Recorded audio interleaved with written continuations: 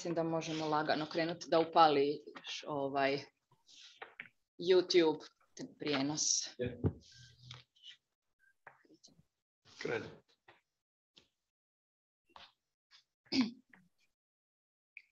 Good morning, ladies and gentlemen, distinguished members of PAGOSH Conferences on Science and World Affairs, distinguished fellows of the World Academy of Art and Science, dear Ms. Ramphele, dear international friends. It is my honor and pleasure to greet you on the Security, Science and Peace Conference 2022, a conference that gathers scientists, researchers, politicians, experts from around the world and tackles the issues of security, science, technology, peace policies, intersectoral collaborations, hybrid threats, and contemporary leadership. The conference is organized by PAGOSH Croatia and the World Academy of Art and Science, and it is held under the high patronage of the President of the Republic of Croatia, Mr. Zoran Milanovic.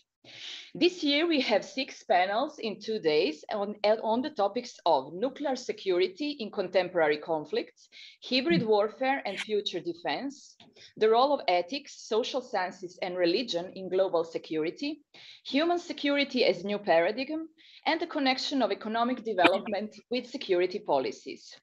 But before we start, I would like to kindly invite academician Ivo Schlaus, Honorary President of the World Academy, member of PAGOSH Council, Honorary member of the Club of Rome, member of the European Leadership Network, and much more, to address the gathering with an opening speech. Academician Schlaus, the floor is yours. Good morning, distinguished participants, dear friends. I welcome you here to this meeting. I particularly want to welcome Ramphele, Sergio Duarte, who is somewhat late but will join us, and Gary Jacobs. They are respectively, Ramphele is the co-chair of the PAGOSH, of the Club of Rome. Duarte is the president of PAGOSH, and of course, Gary, my old friend, is the president of the World Academy of Art and Science. This conference is, as Anna said, organized by the Croatian PAGOSH Society, and this is actually the oldest society that was formed in Croatia and in former Yugoslavia, and actually it could soon celebrate 70th anniversaries.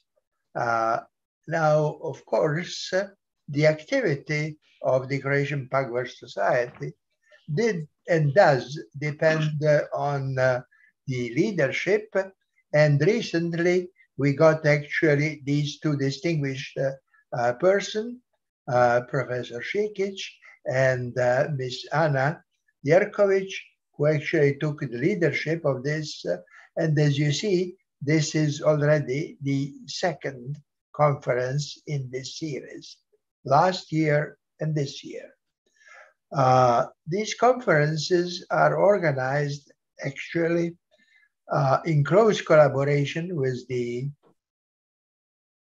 World Academy of Art and Science, with the Club of Rome, and of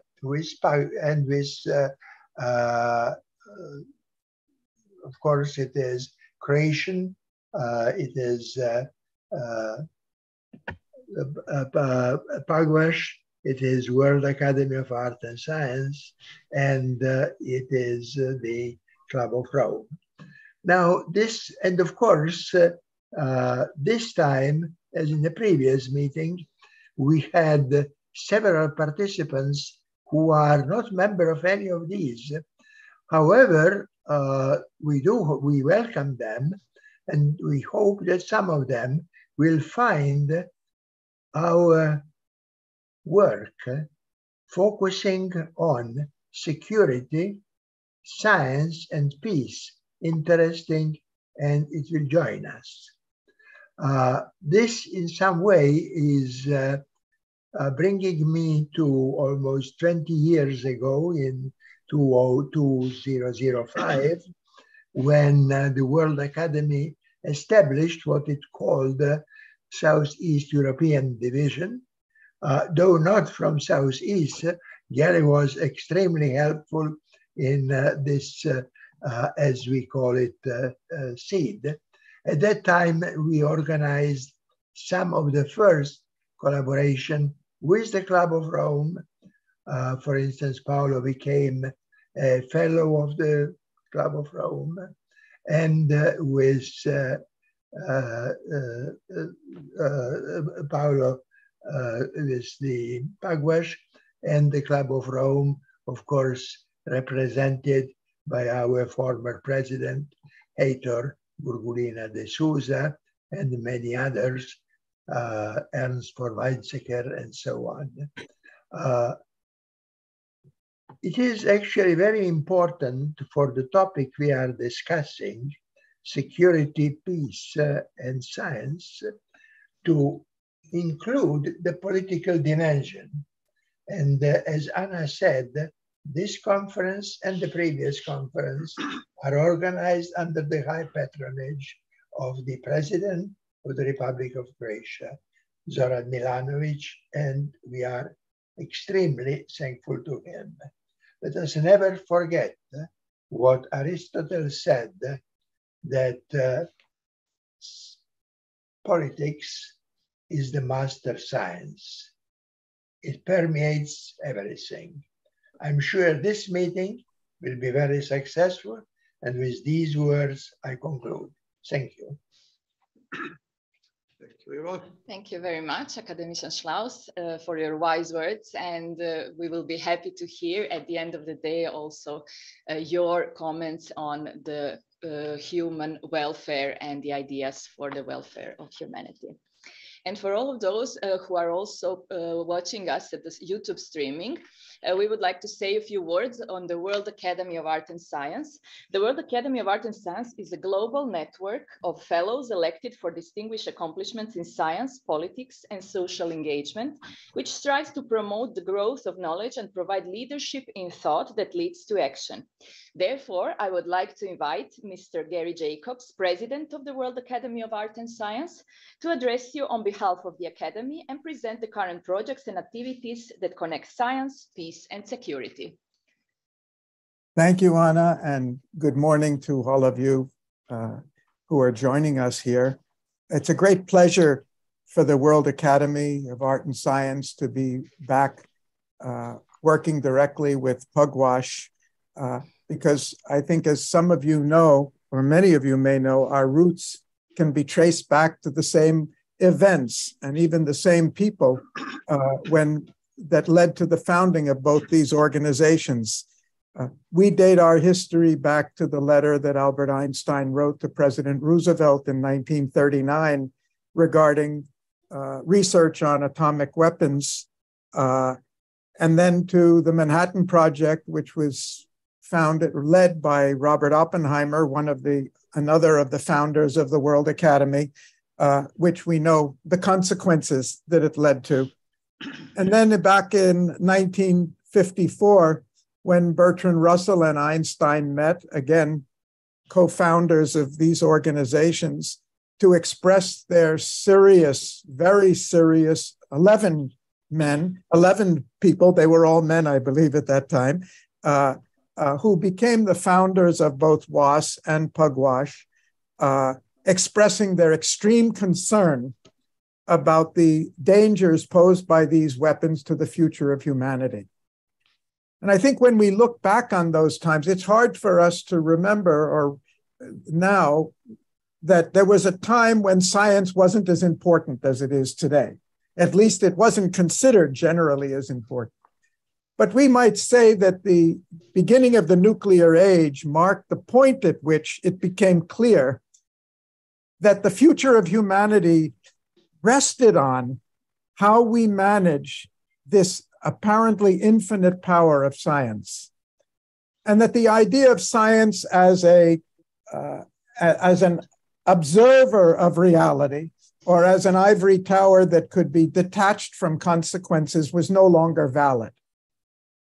That led to the conference in Washington in 1956, the first international conference on science and human welfare, and then the next year to the founding of Pugwash in 57 and to the founding of the World Academy in 1960, all founded on the concern that the future of humanity, the security of humanity, the peace of humanity depended very much on not only the exercise of science, but the introduction of another variable here, and that is social responsibility of science.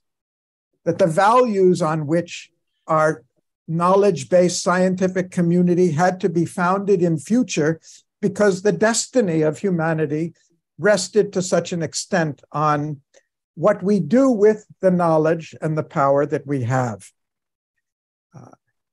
From that time onward, the World Academy has worked not only in the field of concern over nuclear issues, but over population, over food security, over environmental issues, over the birth of the digital age, and many other issues of concern today.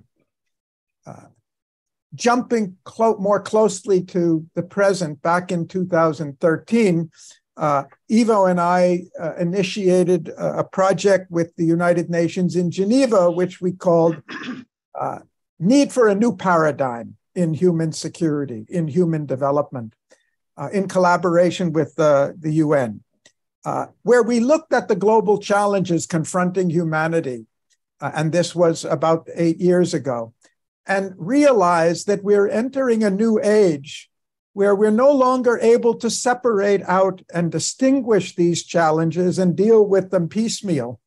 They all have certain fundamental things in common. They're all global in nature. None of them can be addressed successfully by individual nations on their own. And of course, I'm talking about peace-related issues where we see today in the war in Ukraine that the war is impacting on people all over the world.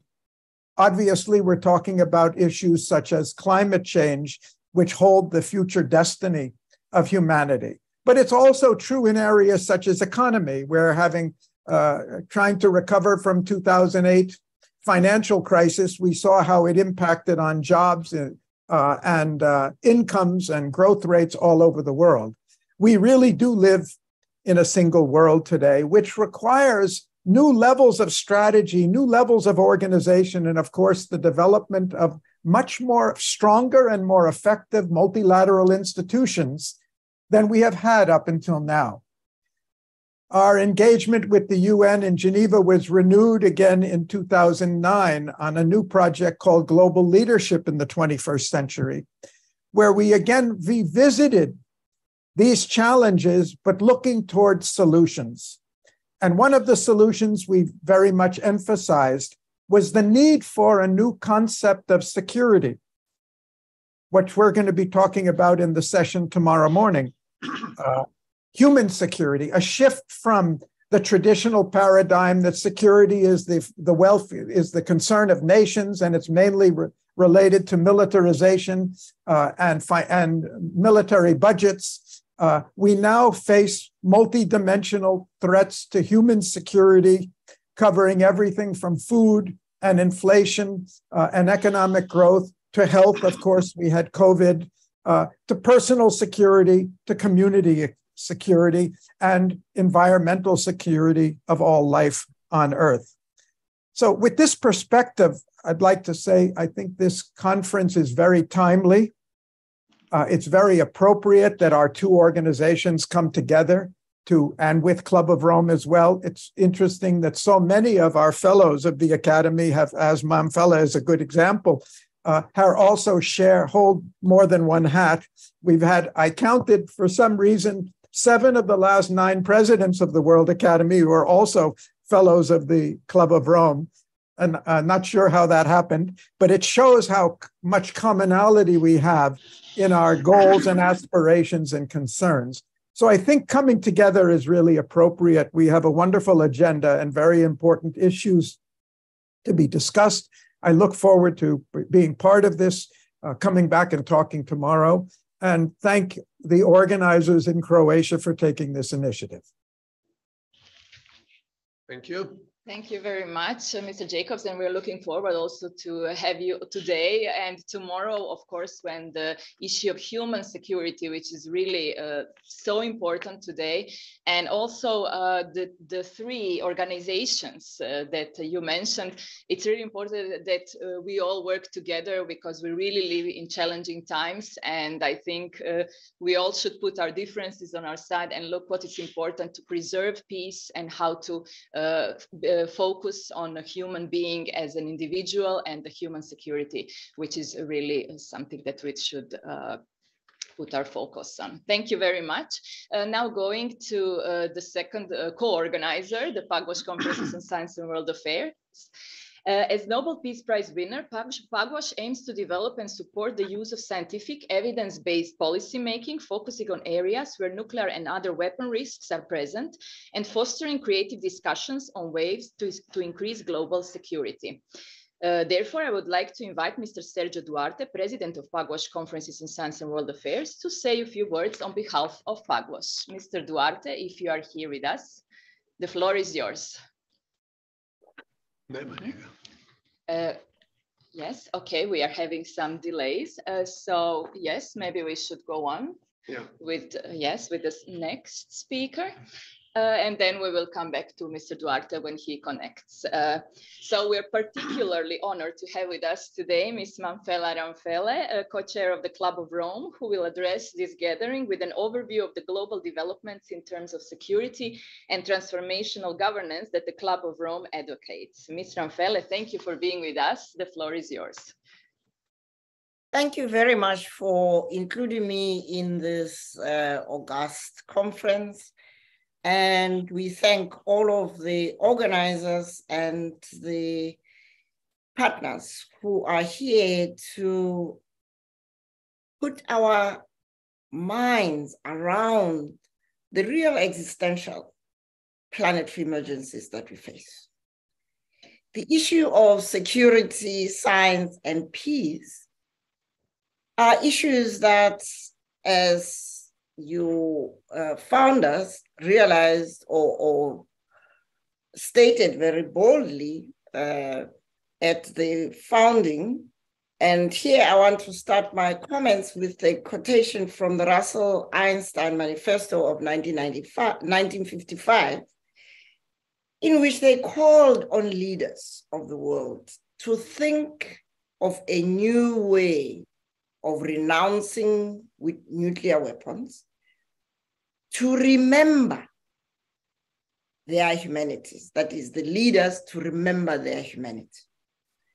This call, like that of the UN Secretary General Antonio Guterres in 2021, in which he said that humanity is committing suicide by waging war on nature, is a reflection. These calls are a reflection of a fundamental alienation of humanity from what it means to be human. How have we come to this? Is the goal of eliminating all weapons of war sufficient to this existential alienation of the human race from itself? The founder of the Club of Rome, Aurelio Pice, after being frustrated by the lack of change or transformative change, despite availability of evidence, scientific evidence, and modeling persuasively, he echoed the same sentiments in his last book, Before It Is Too Late. He said that what is needed is a human revolution, a need for human beings to learn anew how to be human. So what are the implications of the failure of humanity to heed these calls from 1955 for remembering our humanity and learning anew how to be human? This failure continues to be reflected in the multiple planetary emergencies upon us today: climate change, poverty, inequality, and of course, conflict and war. It seems to me that these failures are a result of our determination to continue to ignore the uncomfortable truth that science and knowledge are insufficient enablers of fundamental change in human behavior. The reality is that human beings have and continue to privilege having material goods over being, which is our essence. War, let's face it, is a lucrative driver of the weapons industry across the globe. There is also the continued addiction to economic growth, which drives extractive industries and result in the planetary crisis that we refer to. So my plea for this conference is that we need to learn and relearn how living systems work and how they change in order to more effectively drive transformative change towards this remembering our humanity. Such a learning process requires us to travel into ourselves, each one of us, to find the essence of who we are as humans. The essence of being human is relational.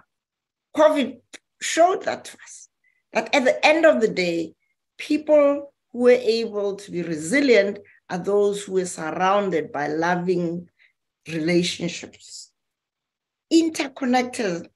Connectedness and interdependence with one another within the ecosystem that constitutes life is really what is important.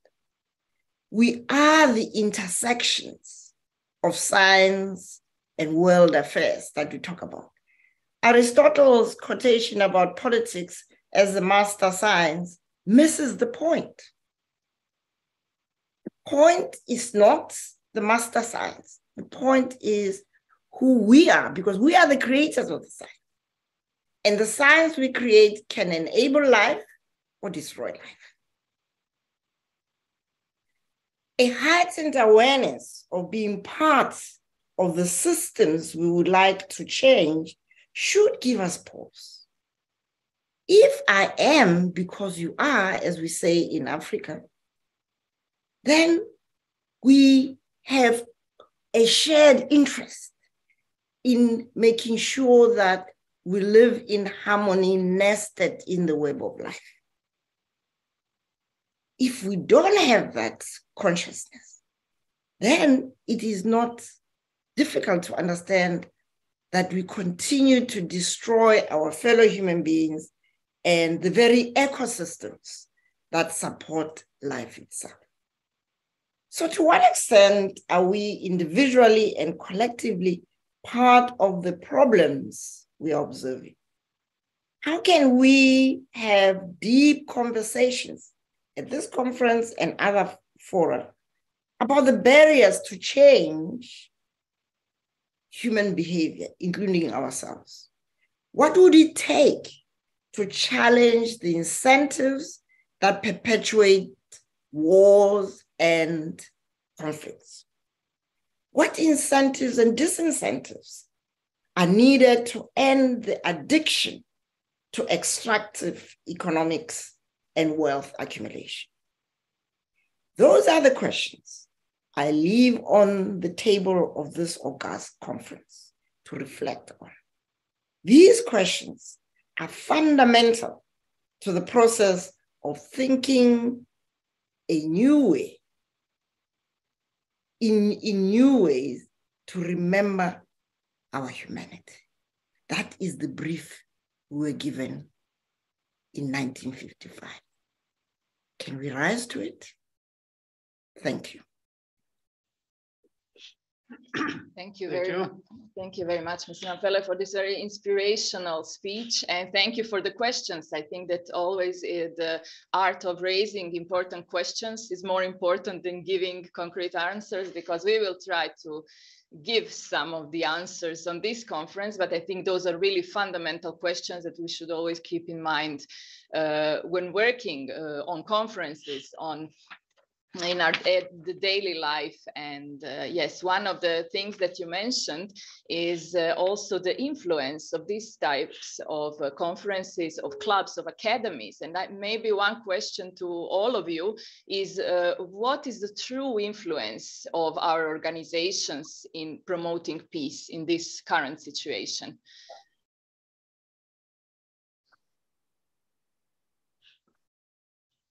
If Academician Schlaus, maybe if you would like to.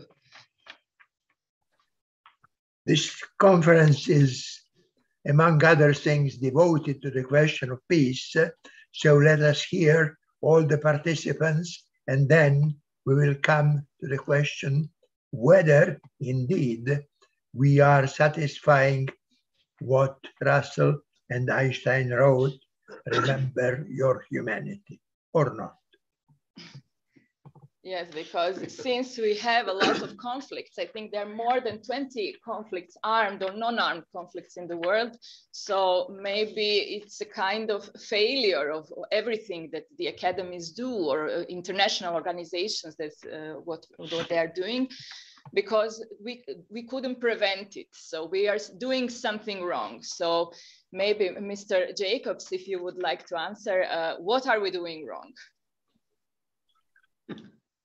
Well, I think we know that we're doing many, many things wrong, and I'm not trying to remove the blame or remove the sense of responsibility that we all have in different fields, whether it's in science or economy or in governance or in civil society for that. But I'd like to just make a brief comment to put it in perspective.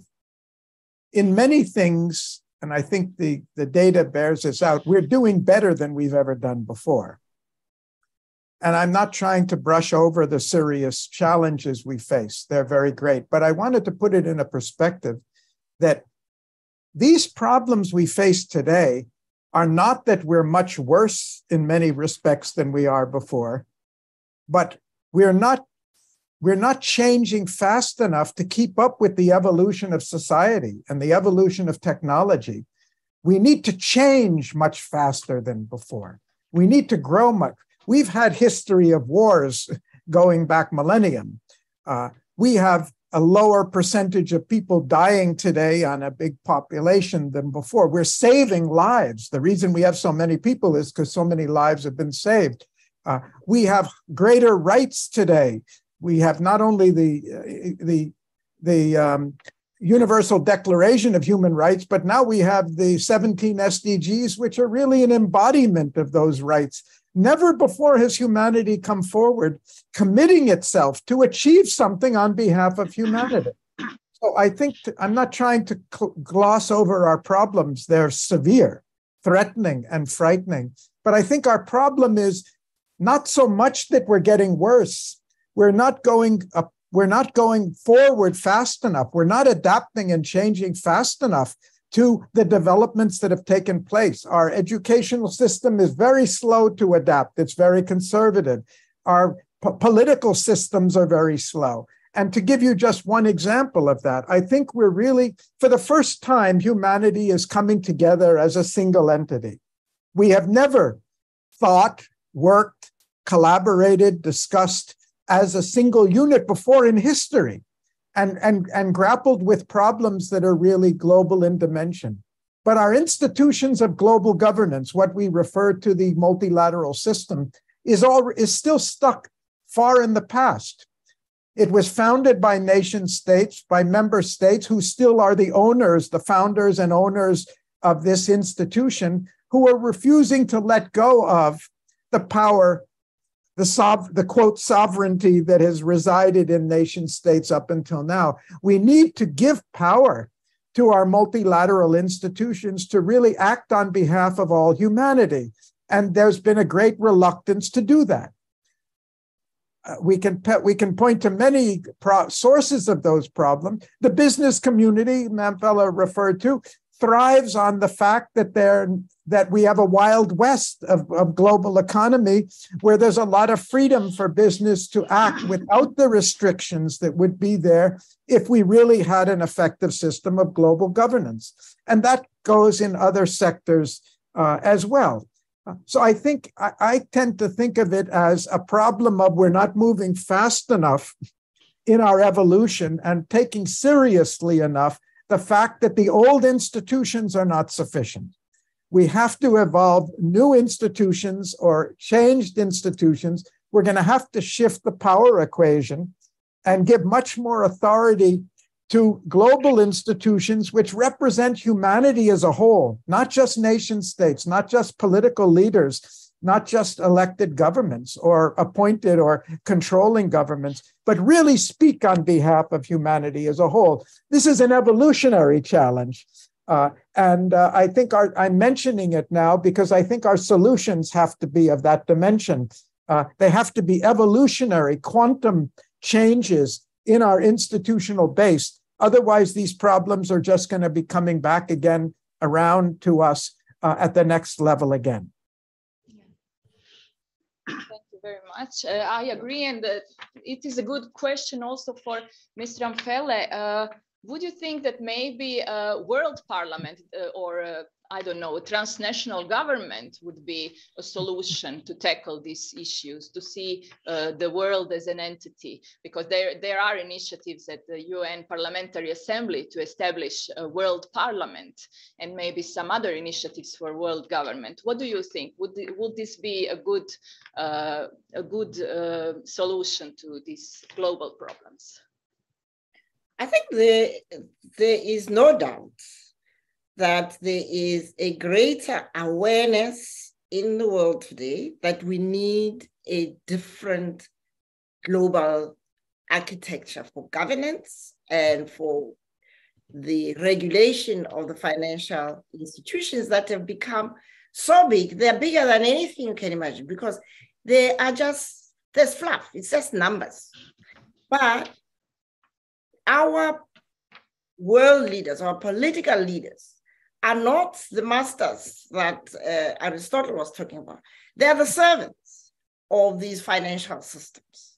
And so the tail is wagging the dog. So the dog cannot actually use his brain to reimagine what it means to be human in the 21st century. The governance, the global governance system we've got is a relic of the victories and the defeats of the Second World War, which is why Putin is doing what he's doing, because he's been given this disproportionate power as a member of the UN Security Council to do exactly as he pleases because no one can sanction him. You cannot have democratic systems where one person can hold the entire world to ransom. But it's happening in front of us. And it's not been named as the problem. It is not putting the person that is the problem. It is a system that allows characters like Putin, like Trump, like Zuma to do what they do. And this is where I'm saying we have not been bold enough. Yes, I agree with the assessment that we have done a lot of things good, but the fact is the problems have become bigger. They are interconnected, and we still approach problems in a fragmented way, whereas we are living in an inextricably interconnected and interdependent world. And so it isn't doing more, it is doing differently. And the differently starts with acknowledging that what we have is not only needing reform, it needs complete overhaul. I mean, I speak with some passion because I was a managing director of the World Bank for 4 years. Every day is a battle about simple, basic things because the assumptions are that people living in low-income countries have no choices other than to aspire to be like the high-income country. When you start like that, you are actually creating a failed system. And so I'm pleading that this conference not take what we have as the starting point, but take what we have as a challenge to do what the founders of this august organization realized in 1955, that we need to think anew, in new ways of how to remember the essence of being human. If I believed in Ubuntu, as we say it in Africa, but it's a global thing because all of you are Africans. You all, even Aristotle learned what he's talking about, or part of what he's talking about, from Egyptian priests who were our common ancestors. But they were not perfect human beings, but they were conscious of the need to continue to examine the self, the relationships, in order to foster greater harmony. And so I'm only asking, not that we throw away what we have done successfully, but that we face squarely the big challenge that the global governance architecture is broken. We need to reimagine a new way of being a human community and a global community. Thank you very much. Surely we need a completely new architecture, but also we need to have leaders who are servants, but of the people, not of capital, of some particular interest. So I think that leaders must be first servants, like the Pharaoh in ancient Egypt. He was the first servant of the people. So I think that we need this new paradigm, and hopefully also with this conference, where we really try to gather politicians, scientists, economists, also people who will talk about religion, about ethics, about social sciences, because sometimes when we see that the STEM field rapidly progressed, and I think that the social sciences and the humanities are kind of lacking success in trying to achieve this massive science and technology progress. So that is why we had a particular session that will be taught tomorrow on ethics and social sciences and religion, because that is the soul. That is something that really defines us as human beings. So we think that the collaboration, not only of these types of organizations, but also the collaboration and dialogue between science and religion, between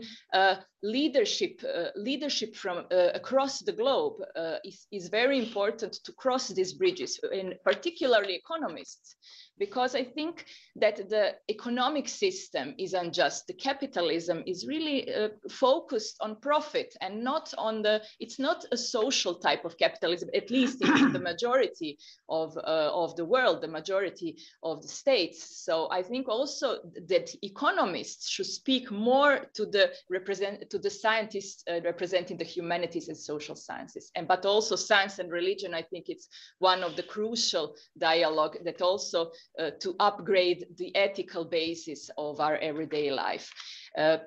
Thank you once again to all the speakers. Is there any other comment or question from other participants?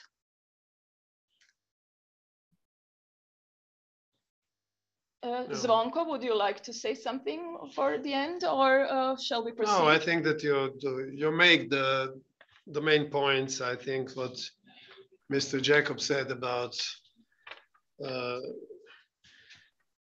need to move faster, and that we made a great progress in this century. I completely agree, and that the fastness of the evolution of society and of the science and of everything is so big that we are lagging. I mean, that's the very good point, and I can sympathize with that.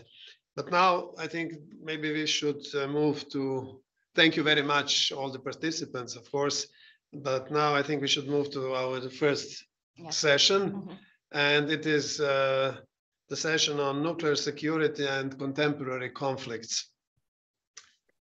As we are all aware, the nuclear threats this year became higher than ever. And they have become a reality and possibility that has to be carefully and responsibly managed. So I think this session is especially important. Unfortunately, our first speaker in this session was supposed to be Mr. Sergio Duarte, but he did not connect still, I think. We were waiting for him. So he is the president of the Pagvash Conference on Science and World Affairs, and he was supposed to speak about the experience of the Non-Proliferation Treaty Review process and the 2022 Review Conference. So I don't know what happened and why he did not connect, but we have, maybe he will join us later. So we are supposed now to move to our second speaker, and unfortunately, Mr. Tariq Rauf, but he informed us yesterday that he cannot attend the conference due to the other urgent obligations. So we have only one speaker in this session, but very good one. So we will proceed to the next speaker. This is Ms. Şebnem Udum from Hacettepe University and a member of Pagvash Turkey. Ms. Udum works on nuclear security and with the IAEA's International Nuclear Security Education Network. And she will present the overview of nuclear terrorism and the case of Ukrainian nuclear power plants. So, Ms. Şebnem, the floor is yours. Thank you. Thank you very much, Ivo and Anna. It's my honor and pleasure to be here. And I'm also, looking forward to hearing from the Pagvash president and my professor, also Tariq Rauf. But I'm also happy that the entire time is going to be allocated to me, so I will not have to rush while giving the information. And I'm not sure how much time I will be allocated, but I think I can use more than the time originally allocated to me, I suppose. Yeah. Okay.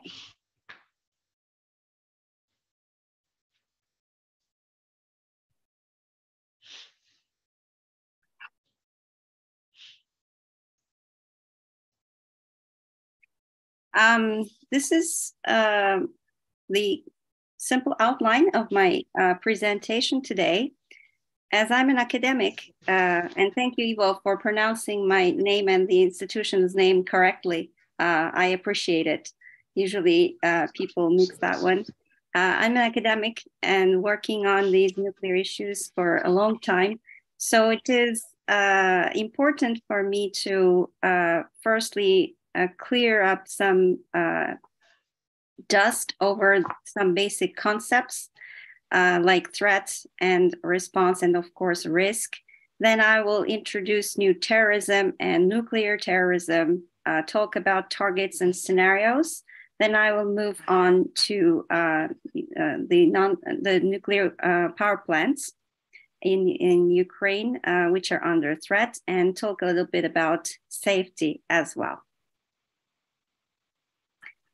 So actually there are two concepts that we need to be careful about while talking. The first one is threat, which is simply the resultant of intent times capabilities to inflict harm. So in the first part of the equation, we have intent to give harm in order to reach a political aim. So this part is important, which is driven from war theory. And in the second part of the equation, we have capabilities that are sought or already in hand to give harm, and of course, their delivery mechanisms. When we're talking about threat, we're operating in the framework of security. When we're talking about risk, the equation is different. It is the probability times consequence of a harmful event. There is not a deliberate intent here. There's some estimates and measures to prevent such a probability or to decrease it, but still there is always a risk. And here we're operating in the framework of safety. When there is threat, there is always response. And in very simple terms, when it comes to the human beings, response is actually the result of the drive to survive and to address a threat. How it happens in our brains is that we have three responses, which we explain with the 3F: fight, flee, freeze. Usually freeze is how we define as shock. So when it comes to the state level, the flee part is not applicable. The state is going to fight, but it cannot run away. And the other option is surrender, which is not really something that is desired. And when we talk about terror and terrorism, the root of the word is coming from fear. And how this huge fear is created, in general, the methods were explosion, horrific scenes of violence to shock humans. So they want to trigger the third response, mainly in the human brain. And terrorism, when we say terrorism, it is the use of fear to shock people, to decrease their confidence to governments, and also to create anxiety and panic to achieve political goals. Another way we talk about for response, in fact, we talk in 3 stages. First is prevention, the second is detection, and the third is response when it happens. The third main framework I would like to give to you is about war theory, the difference between traditional war and asymmetric war. In traditional war, we're talking about state actors where their main interest is survival. And in terms of war, they declare war, which is clear. The combat phase is defined. The termination of war is also clear. And obviously the victory is clear, which leads the parties to go for the peace settlement, which is going to be an agreement or a treaty that can reset an order or establish or maintain an order to the interest of the victor. But when we come to the asymmetric war, we're talking about usually 2 different actors. And in the current security outlook, we have this non-state actor to a great extent. And we realized this to a large extent with 9/11. And the main basis that we also operate in terms of nuclear security is referring to this one. But obviously, when I'm talking about the Ukrainian nuclear power plants, we're going to see the interesting difference. So here, the main interest of the non-state actor is usually to change the system, and it is perhaps having an ideology to further its ideology, to spread it. The declaration of war is obviously unclear because the actors are different in terms of their formality. And the combat phase is irregular. No. And the termination of war is unclear. And in fact, the non-state actor may not really want this war to end. And when it comes to victory, both parties claim that this is their victory. And regarding a peace settlement, again, especially the non-state actor that we're talking about is usually a terrorist organization. And the second part here counts more. They have the organizational inertia to continue their war instead of really ending that one. I'd like to talk also about what we call new terrorism after 9/11. Mainly, scholars may call it new terrorism or mega terrorism, where ideology counts more than a limited political aim, like in the previous decades. And I underline that the actor that we recognized with this new threat is a transnational non-state one for whom physical survival is usually unimportant. And this is where the deterrence factor is actually evaporating for the state. And they may collaborate, and this is also important, with insiders in a facility, in a government, in an agency, or hackers. Now, the threat has become multidimensional in terms of capabilities. And their political aim, as I said, it is much wider, and it's usually to transform the prevailing system, because they usually call it the culprit, the reason for all the evils that they are experiencing right now. And for method to achieve their goals, they have defined as sensational attacks resulting in mass casualties, to spread fear through horrific scenes. And here the role of the media is quite important.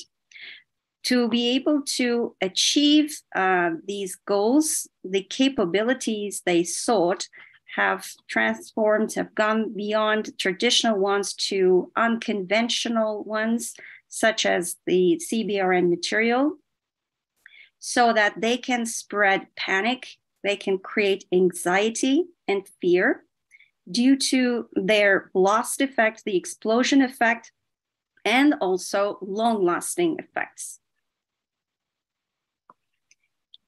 And I'd like to show you the difference between what we actually experience in terms of capabilities when it comes to nuclear and radiological material. I'm leaving out the chemical and biological for the purposes of this presentation. When it comes to a proliferation drive in terms of the state, we are focusing on the fissile material, so that they are pursuing a weapon, and they can weaponize and use sort of other delivery mechanisms like ballistic missiles or others. And they will, in their military doctrines, the targets are military and strategic ones.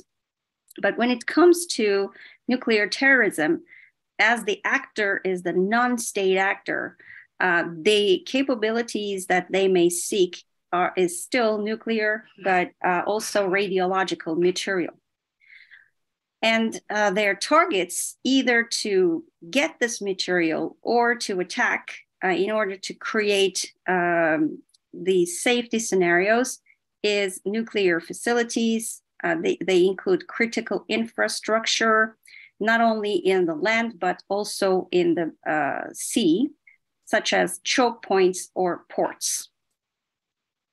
Now let's look at some targets and scenarios for these actors. First and foremost, we remember, of course, nuclear facilities, because they have nuclear material or radiological material here, like nuclear power plants, medical facilities, and also research centers.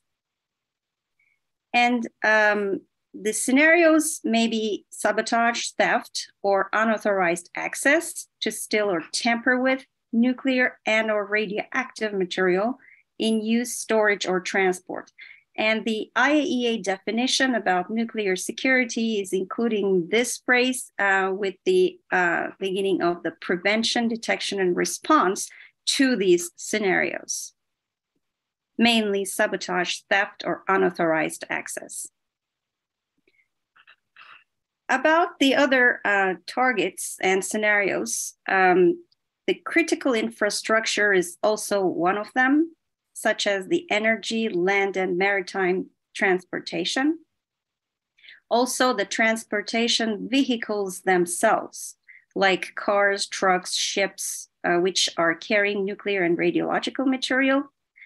And of course, something that we usually don't think about, but still vulnerable, are shipping containers that they're vulnerable to infiltration, or the actor may detonate during when the the vessel is approaching to a megaport, or when it is navigating in a maritime choke point. Other scenarios include improvised nuclear device, or RDD, which is radioactive dispersal device, or in short, a dirty bomb. It may be shipped in a crude oil tanker. Because of its structure, it is hard to detect with gamma rays because it is made of thick steel. Or in terms of radiological terrorism, as I mentioned, the first thing that it comes to the mind is to manufacture a dirty bomb, which is to use traditional TNT, traditional explosives, and use radioactive material. Or it may be a radiological emission device. A gamma source may be stolen from a research center and put out to the public and mainly affect the human health. So how can attack or sabotage to nuclear facilities happen? In one scenario, the actors may still highly enriched uranium or plutonium to make a bomb, which is a low probability, but still something that was contemplated. And they may still radioactive material and spent fuel and other waste products to use in dirty bomb. A sabotage scenario may be to cause a reactor meltdown and release radioactivity in a nuclear power plant. Another one is a nuclear 9/11, such as crashing with an airliner or plane loaded with explosives onto a nuclear power plant. Its reactor core, which is not quite easy because of the containment structure, but the spent fuel storage pool is not within the containment, so it is more vulnerable. It may be a fuel fabrication plant, spent fuel storage facility, or a waste repository. And not only that, the cyber attacks may happen to disrupt the operation of an MPP and still to deliberately cause a reactor meltdown. Another type of threat that is in the scenarios is the collaboration of a terrorist organization or criminal organization with insiders or with dissatisfied staff in the facilities. And for instance, the material may be sold to this organization, or the information may be gathered from inside and perhaps with some dissatisfied staff, willingly or unwillingly. And they may target the material or the facility with this critical piece of information. And when we come to the Ukrainian nuclear power plants under threat, we see that in the first day of the invasion, the Russian forces occupied Chernobyl. And then in the media, usually we heard the name Zaporizhia, where Russian forces took control of the plant in March and heavy shelling followed. The IAEA reported extensive damage to plant facilities and surrounding infrastructure in September 2022. And recently, there was another threat to Pivden-Ukrainsk, where missiles hit close to 300 meters of the nuclear power plant. I would like to show you here a diagram of a simple nuclear power plant. Obviously, most of the participants of this meeting know about that, but still, to have a safe jump into safety also from security, nuclear reactor here, as you can see here, is inside a concrete containment structure, a containment building, which is very thick in cement. So with conventional threat like attacks, shelling, airplane crashes, this is the design.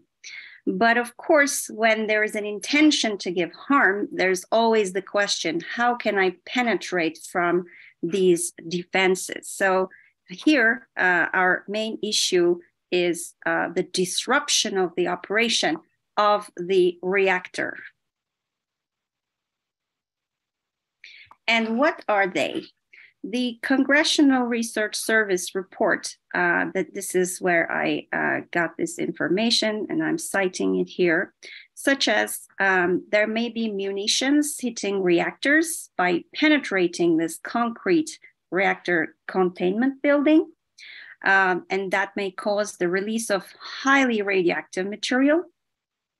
Or another risk is as a result of the explosions or fires, the safety systems may be disrupted, which are designed to prevent the overheating of the reactor core. And of course, as we can remember from the case of Fukushima, we need diesel generators to support the cooling pumps and control systems for electricity. If they don't work, that will be a condition like Fukushima. And of course, there is the spent fuel pool, which is something like this. And if this one is damaged to let its water to drain, or if its cooling systems are disabled, the overheat of the spent fuel would cause the release of large amounts of radioactive material to the environment. And what actually do we learn from this issue in Ukraine? I put this under the heading as keeping them as hostage, because the thing that what I have just described in the beginning of the presentation was a clear distinction and a traditional distinction between state versus non-state for actors. And in this sense, states exercise the formal use of violence, while terrorism is the informal use of violence to reach a political goal. And in this sense, when we talk about nuclear terrorism, as the name says, the level of analysis is not the state. So how should we explain the behavior of Russia here? And if we again look at the word terrorism, with ism, it refers to a social process where fear is used to achieve a political goal, where with terrorism, the actor is taking hostage the daily lives of ordinary citizens. So this is what is actually happening. And in return, to go back to the normal life, to normalcy, their governments should accept the conditions set by the perpetrators. So it doesn't have to be necessarily confined to a terrorist group then, as we understand it from Ukraine. And if I again make a reference to psychology here, as I've been doing that from the beginning, the situation in Ukraine is actually making Ukrainians to remember Chernobyl. And Russia is triggering the trauma of Chernobyl.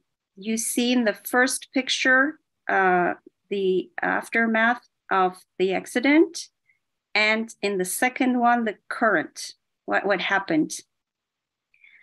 And in order to, what Russia is doing is to create fear from the spread of high doses of radioactivity to the environment. And this trauma is actually triggering the fear of death, and of course, with lasting effects. And in conclusion, we need to really discuss more on the social psychology of nuclear issues, nuclear in general. That's why I didn't write anything next to nuclear, especially on safety, because safety concerns are still at the top in polls and they're very open to exploitation. We need to consider the media effect, because the traditional and social media, for them to continue their income and their followers, they need sensitive topics to attract attention. And that's why they usually amplify the risk and the perception of the risk. And here we see that both state and non-state actors have a tendency to exploit this psychology. And that's why we need to educate and inform the public on nuclear and radiological risks and scenarios without panicking them. And in this sense, I believe the fictional side is very helpful, such as having those Vice series and movies, so that they're not going to be panicked, but at the same time learn what is waiting for them. Thank you very much for your attention. And as being the only speaker in the panel, I am happy to answer your questions.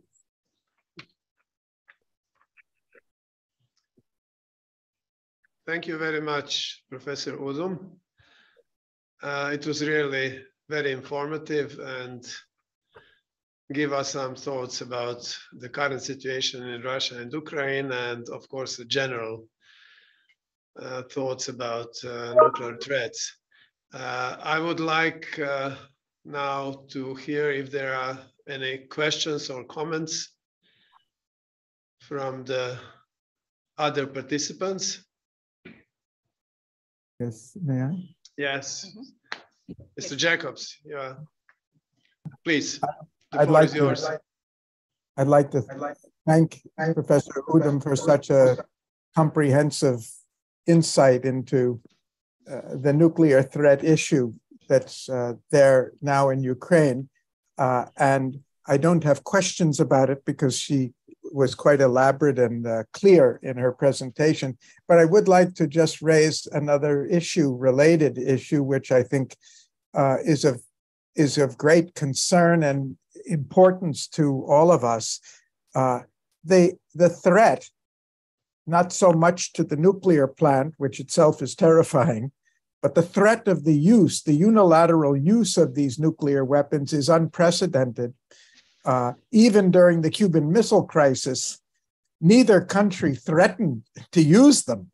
We know how close we came to actually triggering such a thing, but neither party threatened to use them against at that time. And I think what was brought out in one of your opening statements, I can't repeat it now, but it struck a chord for me when I was listening, that one individual, it could be a country, as it was in the case of Russia, but it could well have been a terrorist, essentially by threatening the unilateral use of nuclear weapons, undermines the whole principles of international law.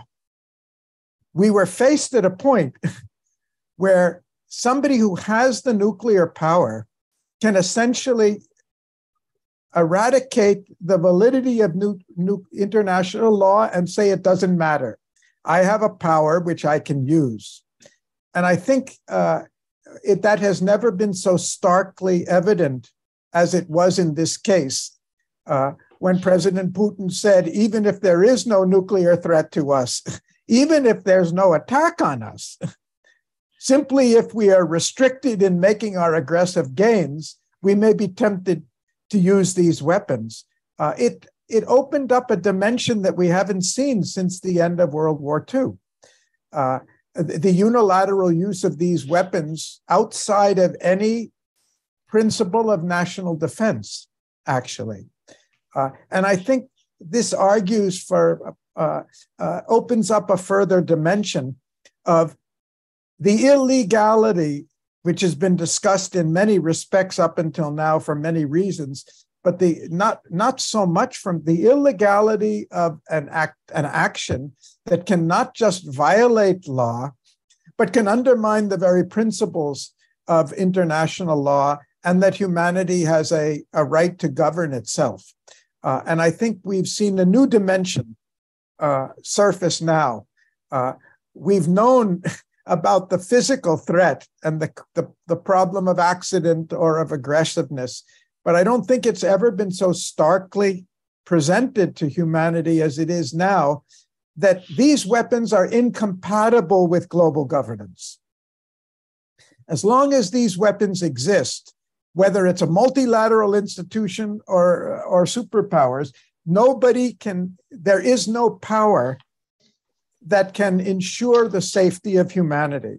And I think it is time, it is time for legal action at the global level to recognize that our whole legal system depends on the abolition of these weapons, that any use of these weapons for any circumstance or even any threat of use of these weapons has to be banned, because it undermines the very principles of global governance and the rights of humanity to govern itself. Thank you. Thank you. Professor Rudo, would you like to comment on these comments? Sure. Well, I thank you so much for your kind comments, Mr. Jacobs. And regarding the threat of unilateral use of nuclear weapons, during the Cold War, something that we call the nuclear taboo has developed. Because during the Cold War, we had a clearer picture of the actors, of the capabilities, and of the distribution of power. Now, when it comes to the nuclear taboo, and I usually refer to Nina Tannenwald's article on that one, and she's discussing it as civilized nations do not use nuclear weapons against those which do not have them. Like, he's reformulating the negative security assurance. And when we're directly talking about the case of the Ukraine war and Russia's threats about the use of, it doesn't matter whether it is strategic or tactical, the discourse, the talk of this is one thing, and the impact that it creates is another. And how I read it as when you, as an actor, put forward this level of threat in that stage of the war, it actually shows that you're not that powerful to win this war with traditional military capabilities. So a technology or weapon is never neutral. We attest, we give a meaning to it. So the meaning that, for instance, the other possessors of nuclear weapons, that they give to these weapons, that these are weapons for deterrence, not for offense, deterrence and perhaps defense, but they're mainly for deterrence. So this is actually ensuring the absence of other traditional kinds of wars. And with that, I'm not saying that they have to exist forever. So I just want to underline this one. But what I'm trying to say is how an actor is able and willing to even talk about using these weapons, and how it has reduced the status of Russia in the world politics, as for me, at least, to define it as a great power.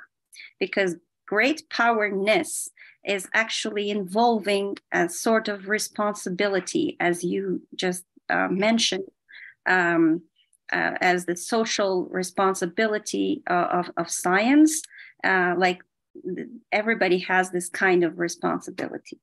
The second point is about global governance and international law. I'm teaching international organizations at my department. And the first concept that I introduce to my students is global governance, and how it's actually formed according to its pieces. And the first piece is international law. And then it is structures as international organizations. But this stage, again, has not been arrived suddenly. This was a social process out of so many lessons learned and socialization.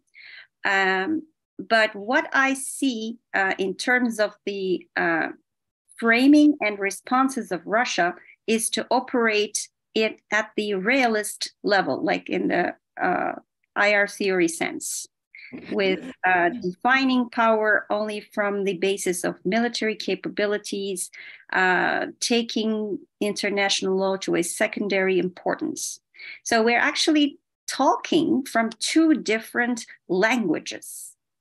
And unfortunately, the language of power is kind of overriding, just obviously because of the drive to survive. And when the drive for survival is overriding, it blocks or it prevents us to talk about more important things, like, as you mentioned, that this is these weapons have to be worked on for their elimination, and we need to work on maintaining the norms and, of course, the international law. And I thank you so much for all the institutions, organizations, and initiatives here to bring this up, because we need to talk about these more. The other part is always being, it's always talked about. It's always in the forefront, either directly or indirectly. Thank you very much, Professor Odom. Well, I think that the language of power is mainly the language of national states, and I feel that we have this contradiction between sovereignty of national states and international law. They are incompatible in a sense. So, could you tell us, or maybe Professor Jacobs, how to bridge this enormous gap between sovereignty of the national states and international law? Because it seems insurmountable in a sense.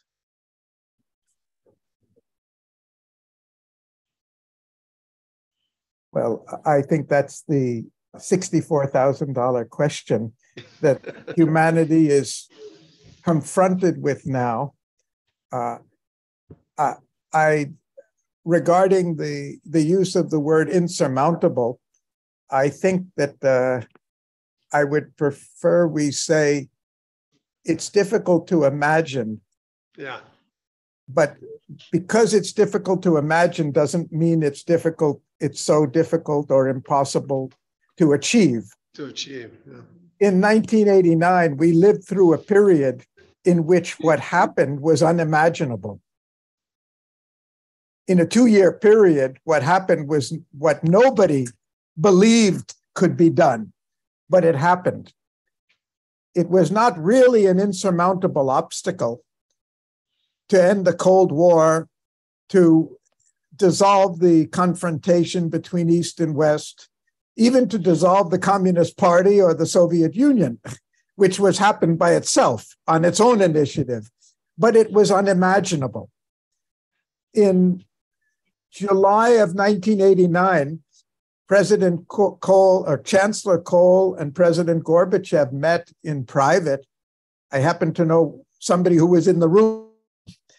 and they discussed the future of Germany. And in privacy, they agreed that it was inevitable that Germany be reunited. But the idea of it happening in a period of 10 or 20 years was unimaginable to them. So they both agreed that it would probably take sometime in the 21st century, probably after 50 years or so. In fact, within 12 months, Germany was reunited. So I'm trying to contrast insurmountable from unimaginable.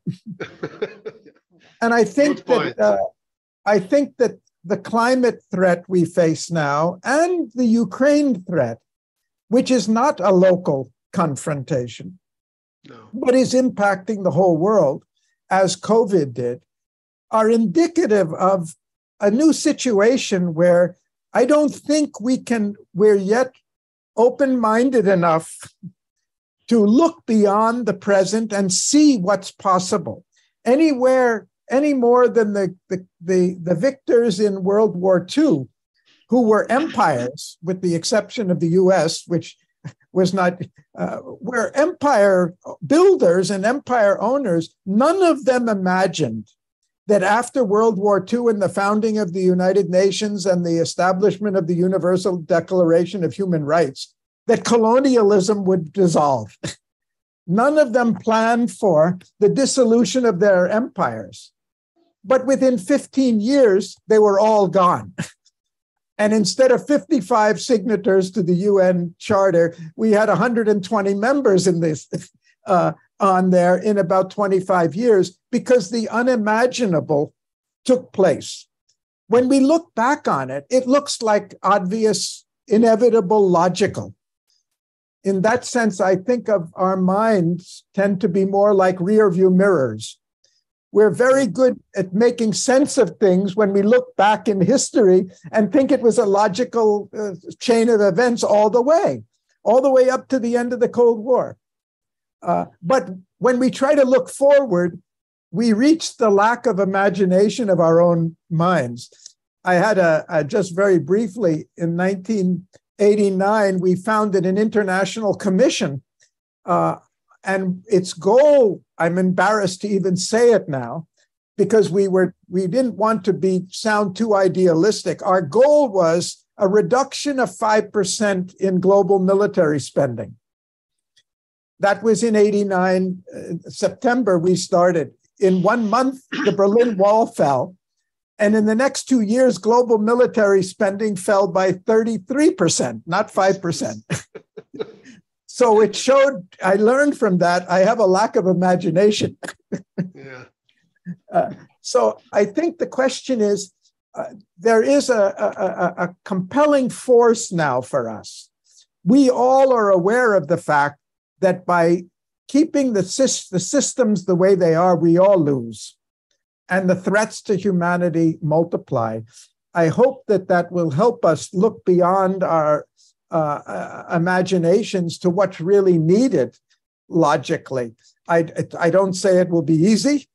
In the past, these things have only happened after confronting severe challenges and crises that we have learned to think beyond the present. I hope that we can get to the point with meetings like this and serious discussions like this, that we can get to moving on and doing things without waiting for the crisis to compel us. Thank you very much. This was really illuminating. Anna would like to add something. If I may just add, I think a good example of bridging this gap between nation states and international law is how the European Union works. So the member states did not lose their sovereignty. I mean, just a small part for a greater good, because the European Union is a peace union, also of course economic and other, but I think peace is the first priority of the European Union. And at least in this part of Europe, in the European Union, we managed to preserve peace for I would dare to say, a long time. Yeah. And I think that this is the right path, that we should never give up on the European Union, that we should see how we can also strengthen it. And maybe that this model could be also used for other continents, other parts of the world, to see how it's not threatened to sovereignty of member states. To just give up a small part of the sovereignty for the greater good. So I think that the European Union, as it's not ideal, it's a huge bureaucracy, it has so many flaws, but I think that the main idea, the key idea of preserving peace and the well-being of its citizens, it's really something that we must always keep in mind. Yeah, that's definitely what we need, but it's so easy to achieve. It's so heavy, so hard to achieve. Yeah. No, not so easy.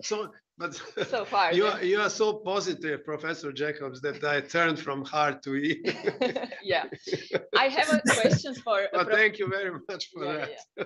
I have a question for Professor Udum. I think it's very important that you stress the influence and importance of media in all of this crisis and this situation, because if I look back, we had a few days ago a conference on mental health, and we were just discussing the influence of media and how can we create resilience towards all the negativity that we get from the media and other sources, from social media, of course, but also mainstream media. And I would really like to emphasize the importance of the educational aspect of the media. They're not just there for informing us what happened, but it also has a huge educational role.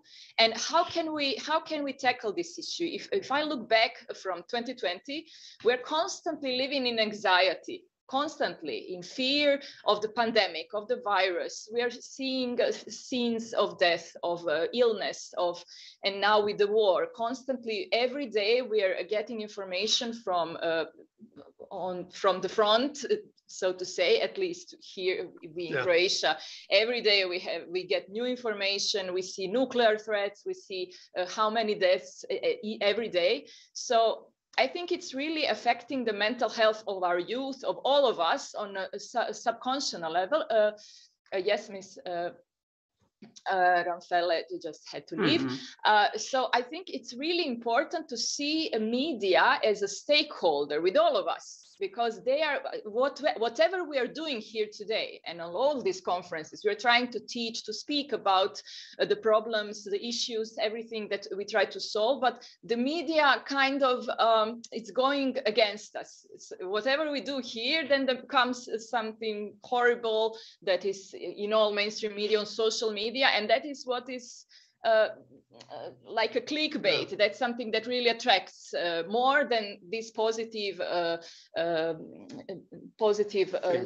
thinking and stories and whatever knowledge and whatever we try to do here. So please, Professor Udum, what do you think? How can we work more with the media? How can we preserve the mental health of all of us? We have had a conclusion that we have to create resilience toward this type of content, but how can we do more? How can we, what steps must be made to work more with them and have them as partners, not something who is working against us? Thank you so much for this analysis, dear Anna, and your question. I got interested in learning more about psychology and political psychology because of my ongoing work on nuclear terrorism. Because in international relations, when we study that, we usually don't go deep down into these concepts of fear. And that led me to study more on that and even go deeper down to neuroscience, so that I can really understand what is happening in the human brain when it perceives a threat from outside. And this is how we are actually born. The human brain is designed to protect us, our bodies, from danger. That it's still under constant fear, like in the ancient times, the old subconscious brain. Although our conscious brain is maybe living in 2022, but the subconscious brain is really living maybe tens, thousands of years, when the humans were created, I should say. Anyway, so regarding your question about the media, the use of the words, images, and information is directly going through the analytical part of the subconscious, or I should say this, first of all, the part that gives reaction is very small, called amygdala. And it is, in fact, giving these three responses. And as we started to live in this constant fear with the pandemic, a poll has showed that people were less fearful than terrorist attacks than the pandemic. So in that 2-year period, maybe it was the worst time of some non-state actors who were trying to organize these kinds of scenes, as people were actually not outside. But right now, they're kind of trying to take the revenge of the times that they were in lockdown, and they're all around, and they want to enjoy the peaceful activities. So this is a time where it can be really exploited by these kinds of attacks, or the possibility of them. On the other hand, when it comes to the traditional media, and especially the social media, and I certainly would add the notification feature of our smartphones, that the use of words that are creating sensations are directly affecting our psychology. And they're designed, they're deliberately used to create fear, not joy, happiness, or peace. So that we're going to open this piece of news in that specific application, and we're going to read it, and that they're going to get some hits, and they're going to receive their income by showing the commercials to us. This is the way the media is working. Unfortunately, it is not subsidized, or even if it is subsidized, normal people, individuals are using YouTube channels or Twitter accounts, and they tend to use these sensational words to attract people, to make comments, to have likes and retweets, etc. And this is an industry of fear, in fact. So if we are going to fight against this industry, we need to have more tools than just saying that they are doing this wrong. The first tool, I think, as you mentioned, is education in terms of media literacy. So when we receive a certain piece of notification, I should say, I don't want to call it information, because it is implying that it is true. There's some kind of truth. When we receive a notification or even a message from our WhatsApp groups, the first thing we need to do is perhaps act like an academic. So what is this source? Where is it that I can refer this to? Is it coming from an official source? Is it an official statement by a state official in this matter? Or is it just something that people received from somewhere? The first reaction should have to be this first sort, as I could call, apply the brake. If we apply the brakes, then we can really apply this brake before that notification, or in quote, information, goes into our specific part in our brain, and that we will give this response, because fear blocks critical thinking. And when we cannot think critically, we cannot act moderately. We cannot be really moderate. We will either go from one side to the other side. We cannot have a real middle ground to discuss, to try to understand the other, things like that. And the second thing is about the general education level of people and their egos, because of applications, because of social media like Instagram and TikTok. Maybe this may sound a little weird.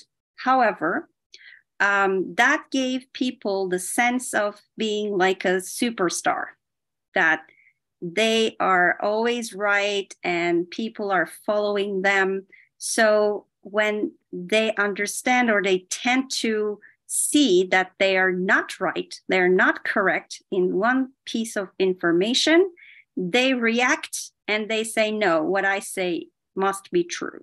So this blocks for them again to process information critically. I think we really need to be very responsible also while using social media, and also especially for the ages between 18 and 35. Thank you very much, Professor Udum. Is there any other question? If there is any other questions or comments. Now we are just on time, so I think we can conclude this session. It was very successful. Thank you very much, Professor Udum, once more, and to all the participants. And we will now make a short break, about 20 minutes, and return at noon for the next section, which is hybrid warfare and future defense. Thank you very much for now. Thank you. Thank you. Thank you. Thank you very much. Thank you. So see you in 20 minutes. See you in 20 minutes. We want you to stay with us, of course. Yeah.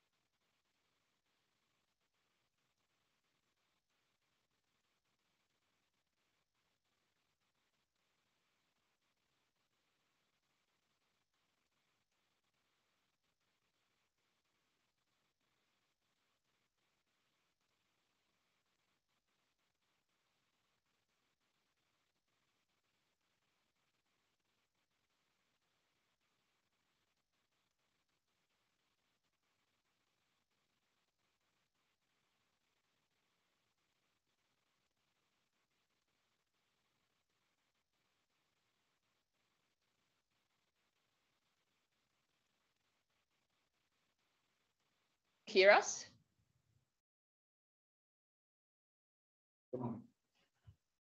Mr. Duarte, can you hear us? Sergio?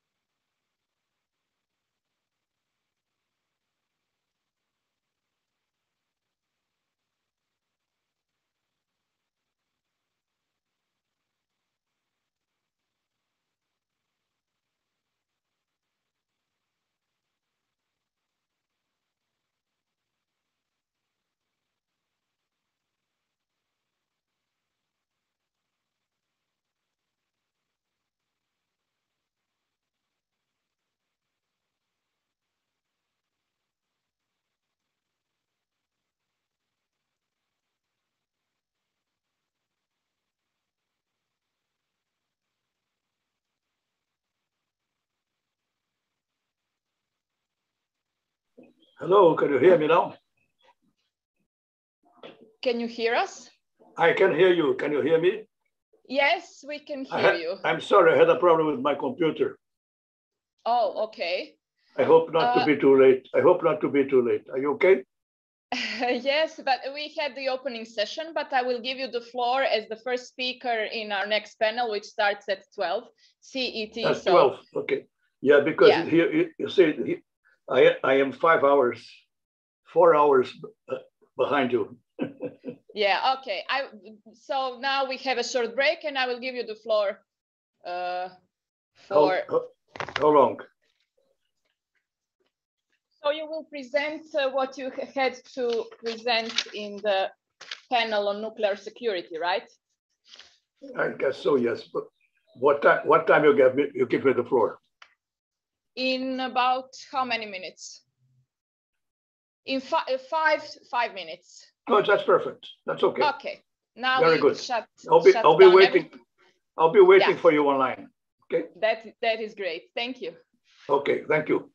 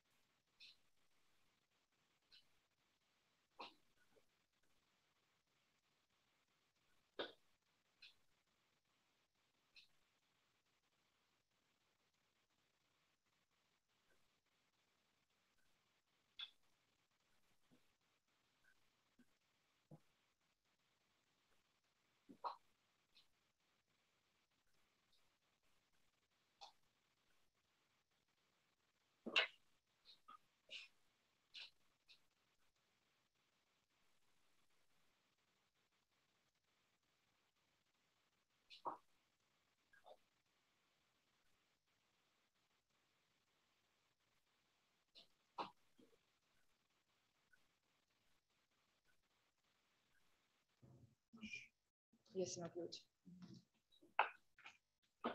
So hello again, dear participants of the Security, Science and Peace Conference. We will now proceed with a session on hybrid warfare and future defense. But before we start, I would like to give the floor to Mr. Sergio Duarte, President of Paguas Conferences on Science and World Affairs, who was supposed to be in the previous session, but since it is all connected, the hybrid warfare and defense with the nuclear security, we would really like to hear what Mr. Duarte will say on the experience of the Non-Proliferation Treaty review process and the 2022 review conference. So, Mr. Duarte, the floor is yours. Thank you. Thank you very much. Can you hear me? Yes. Yes, we hear you. Are you giving me the floor for my address to you or for my speech on the... For your speech on the Non-Proliferation Treaty. Oh, okay. Then I have to find it here. Yeah.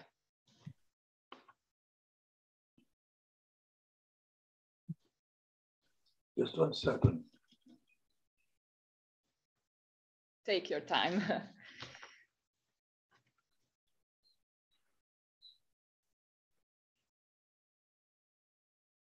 Yes. Well, I must thank you all very much, and I apologize because I had a problem with my computer. I could not connect on time. I thank you very much to invite me to participate. And I'm particularly happy to address a predominantly Croatian Paguas audience, as I was ambassador to Brazil in Zagreb from 1999 to 2002. And I have very, very happy recollections of my stay as ambassador in Croatia. And I hope that Croatia is now winning the match. I don't know. I could not follow it either. I had a problem here, but I don't know what the result is so far. But I'm also rooting for 0-0. Okay, I'm also rooting for Croatia.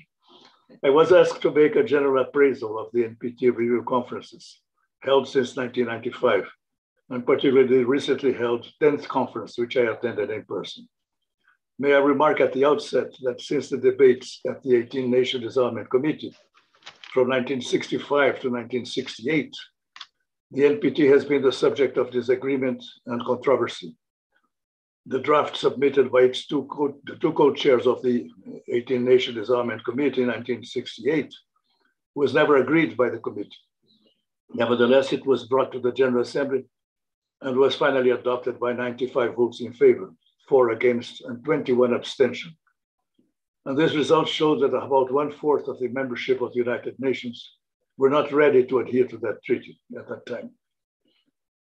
At the 1975, 1980, 1985, and 1990, and 1995 review conferences, those divergences came to the fore.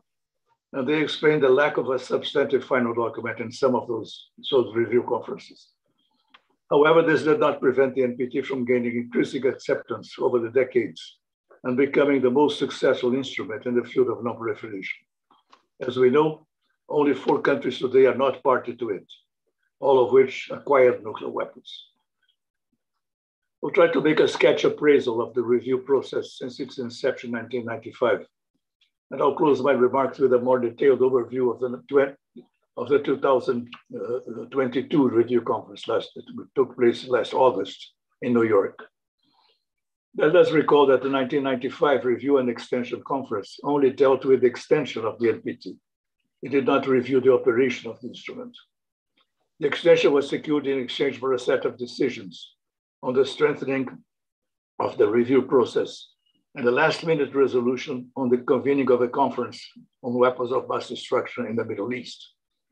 Many non-nuclear weapon states had argued in favor of extending the treaty for 25-year periods, but they agreed with the indefinite extension in the hope that it would be a catalyst for much more awaited progress on effective measures of nuclear disarmament in accordance with Article 6. But unfortunately, as we know, this did not happen. The lack of progress in nuclear disarmament continues to be the major reason for continuing dissatisfaction among many parties. The 2000 conference was the first since the adoption of the decision to extend the treaty indefinitely. The new millennium started in 2000 with very promising prospects for progress in nuclear disarmament and non-proliferation.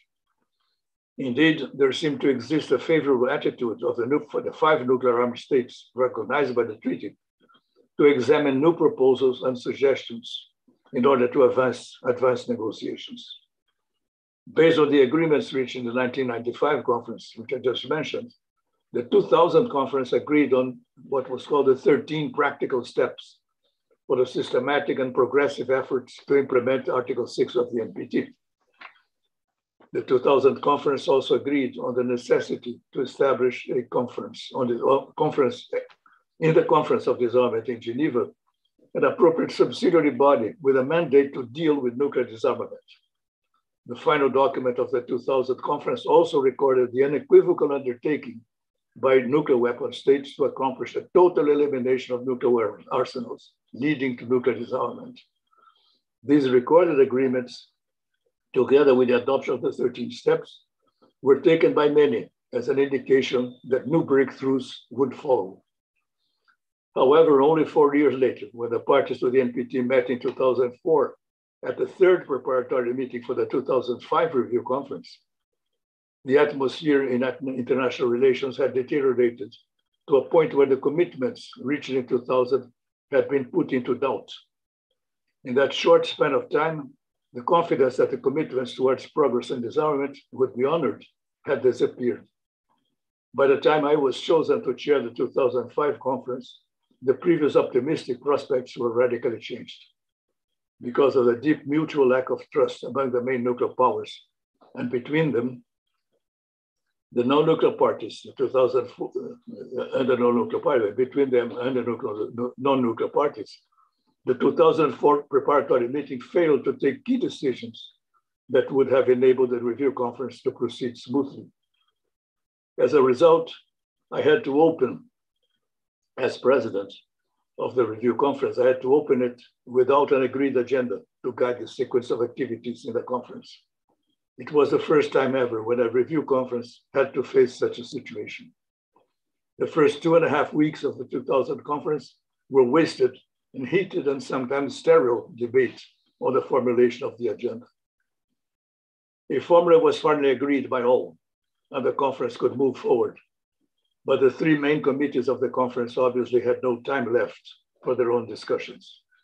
In practice, the conference had only 1.5 weeks to accomplish the work it should complete in 4 weeks. And this in turn made it impossible to prepare a draft final document. And the conference ended with a bitter feeling of frustration. I am convinced that the failure of the 2005 conference was entirely due to the inability of the parties to move from inflexible positions and establish a constructive atmosphere for their discussions. I thought, however, that the failure could stimulate the parties to the treaty to behave more seriously during the next 5 years in anticipation of 2010 conference. I felt that all delegations were resigned not to have a final document because the lack of an agreed outcome allowed everyone to say that they did not lose or gain anything. The harm done was not to any national position, but rather to the credibility and authority of the treaty. The 2005 conference was the fourth time in 8 attempts that the parties had failed to achieve a consensus document. And this made the parties to the NPT come to the conclusion that a second failure in a row could have quite dangerous consequences for the regime instituted by the NPT. Accordingly, all parties came to New York in 2010 with the intention to prevent impasse on a final document. And I believe that this was what the chair of the 2010 conference, Ambassador Libran Kabaktulan of the Philippines, I believe this is what he meant when he said to me that 2005 was doomed to fail, but 2010 was doomed to succeed. In fact, it succeeded. The 2010 conference achieved progress in starting a progress of consultation regarding the Middle East zone free of weapons of mass destruction. It also adopted a 64 program of action that touches on a large number of issues related to the nuclear disarmament and non-proliferation. Unfortunately, that program had no useful follow-up. In my view, the main achievement of the 2010 conference was to register in the final document without dissent that the parties were deeply concerned with the humanitarian consequences of any use of nuclear weapons. And as a result of that recognition, 3 conferences of humanitarian impact of nuclear detonations were held, and it later blossomed into the Treaty on the Prohibition of Nuclear Weapons, which finally entered into force in January 2021. To date, has 68 parties and 91 signatories. The next review conference took place in 2015, and it failed when an objection to the draft final document, painstakingly negotiated by President Ambassador Taous Farouki of Algeria, was raised by the United Kingdom and Canada. The draft in any way was considered very bland, but most delegations thought that they were willing to agree to it in order to avoid the failure. But because of the objection raised, the conference did not achieve the document. The next review conference held in New York last August met a similar fate. As you know, it had to be postponed for 2 years due to the COVID pandemic. And by the time it opened in August 22, the international atmosphere was at one of its lowest points ever. The conference failed to achieve consensus on final document when Russia raised an objection to the draft final document presented by President Gustavo Salvinen. In the view of many delegations, the draft document would have done very little to take forward the objectives of the NPT. And just like in 2015, the overwhelming majority would be willing to accept substantive conclusions well below their expectations for the sake of at least showing unity in support of the NPT. There was great interest in avoiding 2 failures in a row, but unfortunately this was not possible. Perhaps the key difference between views on the NPT lies in each group's fundamental understanding of the role and impact of nuclear weapons. While the nuclear weapon states and their allies continue to frame nuclear weapons as a supreme security guarantee, the rest of the international community considers them the primary threat to international security and stability. And these mutually exclusive beliefs help to explain the basic tensions that led to the failure of the 10th Review Conference last August. The fact that most delegations to the 10th Review Conference were ready to adopt a document that would not meet expectations can be interpreted as the evidence of a general will to support and uphold the NPT. A large number deplored the lack of ambition of the final document proposed by the president, but made clear they would support it, mainly to preserve the regimes instituted by the NPT. During the debates, many parties indicated that they had their own red lines concerning the final text, but in the end, they seemed to be willing to drop their reservations for the sake of consensus. Some sections of the previous versions of the draft were deleted in order to accommodate those red lines that would have been raised by different delegations. Russia blocked consensus because the text crossed one of its red lines. All other nuclear armed states parties to the NPT were ready to do the same if any of their own red lines were crossed. And this they made clear repeatedly at the plenary main committees and subsidiary bodies. Somehow they were more successful than Russia in keeping anything they could not live with out of the draft outcome document. In the end, Russia reportedly objected to the mention of borders with Ukraine. But we will never know if other states would raise objections if they believe that their own concerns had not been adequately reflected in the draft final document finally presented by the president. For instance, China did not want a mention to a moratorium on the production of fissile materials to be included in the draft. France had reference to no first use removed. The United Kingdom ensured that no commitment to offering conditional negative security assurances to non-nuclear weapon states would be in the final document. And the AUKUS partners were very careful to ensure that the wording on naval nuclear propulsion did not negate their own positions on this matter. Iran and other Middle Eastern states wanted Israel mentioned by name in the outcome document section on the pursuit of a nuclear weapons-free zone in the Middle East, but this was not acceptable to the United States. Iran led a group that expressed strong concerns about not being included in consultations that resulted in the wording of this issue. Nuclear armed states rejected any references in the outcome document to benchmarks, targets, or timelines for the implementation of concrete disarmament measures. The 5 nuclear weapon states also prevented even a factual mention to the Treaty on the Prohibition of Nuclear Weapons. Increasingly, the experience of past review conferences bring forth for many of them the fundamental question of whether the regime does or does not present a credible path to the actual elimination of the existential danger posed by the existence of nuclear weapons. The basic reason for disagreement concerns the different views about the performance of the treaty in fostering nuclear disarmament. The wide majority of non-nuclear parties that are not allied with nuclear weapon states contend that progress towards disarmament has been insufficient, particularly as compared to the success of the treaty in curbing horizontal proliferation. In the view of those states, the net result over the decades has been a weakening of the NPT's credibility as a framework for the elimination of nuclear weapons. Due to the 2-year delay forced by the COVID pandemic, a new review cycle will begin in a few months, leading to the 2026 11th review conference. If anything, the 10th conference made clear once again the commitment of parties to the NPT and its objectives. What seems increasingly dysfunctional is the structure of the review system itself.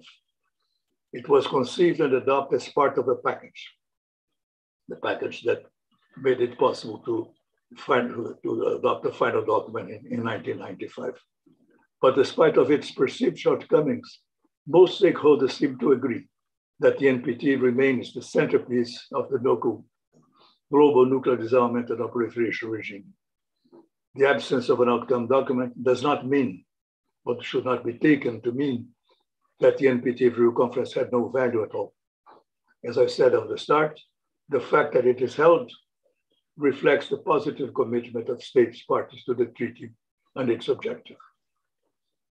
As I remarked earlier, the NPT history of controversy dates from its debate at the ENDC in 1965-68. At that conference, the 18 Nation Disarmament Committee did not produce a consensual draft treaty. The continuing lack of a clear understanding is harmful to the authority and credibility of the NPT. The parties to the NPT have not yet come to an agreement on the basic question of the role and need for nuclear weapons. While most non-nuclear states want to build a path to their eliminations, the nuclear weapon states and their allies seem to want to extend the current status quo indefinitely.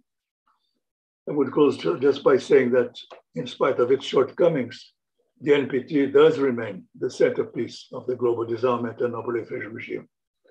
It remains to be seen how long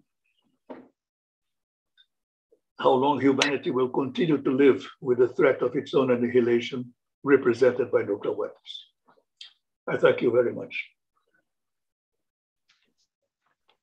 Thank you very much, Mr. Duarte, for this presentation. I think it's really important to do efforts every day, every month, every year, and sometimes these conferences, there can be a conclusion that we agree, that we disagree. So it's also important to maintain the dialogue of the nuclear countries with non-nuclear countries, just not to stop all activities, because then we are doomed. But unless there's, since we keep the dialogue, we keep the communication, we keep the openness of our mind, and we keep talking to all states, both nuclear and non-nuclear. I think it's important, and it will always be at least a small success. It can't be a failure. We have to keep talking, we have to keep the dialogue ongoing. And I think that this review conference was important in this sense. Are there any comments or questions to Mr. Duarte? Mr. Jacobs. Thank you, Sergio. That was really very interesting and thorough. I had two questions for you. One is a matter of fact, which I know you were giving an overview of what happened over many years. But in the transition from 2000 to 2005 review conferences, you indicated there had been a positive response in 2000 and an expectation that it could go further, but the atmosphere dramatically changed by the next review conference. Can you say something about what the factors were that prompted that change? And my second question, if I can give two at once, Mr. Putin's recent threat of using nuclear weapons against a non-nuclear state when its own safety was not threatened, it was actually the aggressor, seemed to be an unprecedented use of the nuclear threat that we had not seen even in the time of the Cuban Missile Crisis. And I'm wondering whether you think that in the next review conference that there's a possibility of building on that, because we discussed it in your absence earlier in the day today, that this was really unprecedented. And it undermines the very principles of NPT or even of international law. Do you think that that could be the basis for some new initiative in the review conference that might try to address this taking the genie out of the box and saying we may use it anyway if it suits us and nobody can stop us? Well, these are two. I used to say that there are no difficult questions, there are only difficult answers. In 2005, between 2005 and 2010, some of the main nuclear weapon states changed their positions because of the change in governments. In the United States, a democratic administration was replaced by a Republican administration. And the people who came to power at that time had very different views on the NPT, on its role, on the need for nuclear weapons. Now, this was reciprocated, I think, also in Russia. And the countries allied to both the United States and to Russia supported those views. And at the same time, the dissatisfaction, the frustration of non-nuclear weapon states had grown because there was much expectation, as you remarked, in 2000 for breakthroughs, especially the 13 steps and other expressions of support. So that was shattered in the beginning, the first few years of 2000. And I had the misfortune, I guess, of being responsible to carry the 2005 conference. And it became immediately obvious that there was no consensus possible, even on an agenda. We could not agree what it was specifically the point in the agenda that said, that was supposed to say what the conference was supposed to accomplish. And there was immediate disagreement on even mentioning the 2000 conference by name. And that made it impossible to proceed. I tried during a year between 2004 and 2005. I visited several countries, spoke to several countries, but there was no way. No? All the roads were closed. So I resigned myself. I opened the conference and said, okay, let's try to find an agenda. And the way I could find an agenda was very easy, but it took 2.5 weeks to agree. And this was to put an asterisk and say, anyone can say what it thinks the purpose of the conference is. And we finally agreed to that. But it took me 2.5 weeks to bring this obvious point. If you recall, 5 years later, the same problem appeared in the preparation for the next review conference, the 2015 conference. And again, someone who remembered that decision, that solution of 2005, and said, why don't we put a note saying that anyone can say what he wants? Okay, and then they agreed. So they circumvented that problem, but the problem still exists. So if you ask me, the inflexibility of positions, and I would say on both sides, but particularly on the nuclear weapon states, they still are inflexible. They still think that they need to keep their weapons. They still have this view, and it's very hard to make them move from that point. They say, well, it is someday in the future we may think of disarmament, but now we need the weapons. And again, only we need the weapons. You don't need it. Only we need the weapons. And that is very difficult to, I think, to convince people that there is this unbroken and fatal difference between states. Now, for the threat to use nuclear weapons, it is embedded in all the positions of the nuclear states on nuclear weapons. They say we will only use weapons in certain circumstances that we will determine. We will make all effort not to use them, but if we need, we will. So the amount of rhetoric used by heads of state of nuclear weapon states may be greater or more stronger in some occasions, as was Mr. Putin's remarks. But he was quick to retreat a little from that. He said, no, you did not understand it. It's not exactly what I said. But the threat is there. The threat is there. It was the most visible, the clearest threat to use nuclear weapons to date. But the threat exists in all nuclear weapons. They all threat to use nuclear weapons if they think they need to do that. So the threat is there.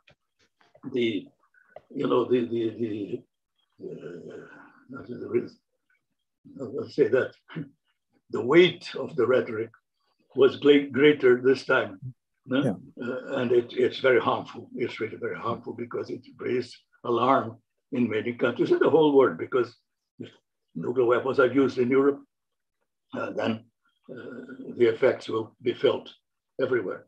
One thing I think, one point that I'd like to remark is that in the past it was said, the nuclear weapon states like to say that because of nuclear weapons, there has been no war in Europe for 70 years. That's true, but now despite nuclear weapons, we have a war in Europe. Fortunately, it's not a nuclear war. Let's hope it will not evolve into a nuclear war. Let's hope that these people who are in charge, who are responsible in nuclear weapon states, understand that and make every effort possible not to use them, but not only that, to evolve towards nuclear disarmament. There's no other way. There's no way to prevent the use of nuclear weapons except disarmament. That's the only way. Thank you. Thank you. Thank you. Thank you. Any other question or comment?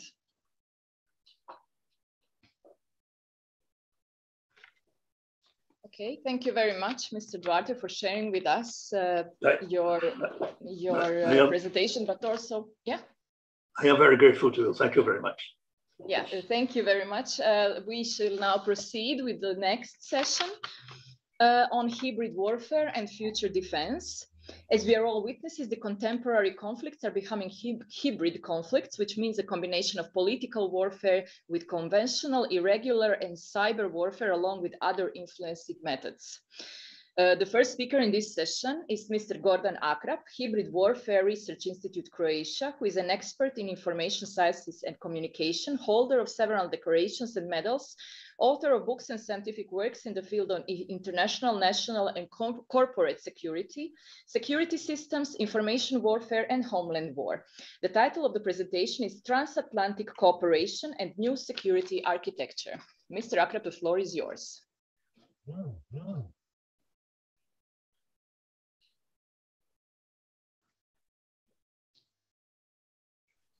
We can't hear you.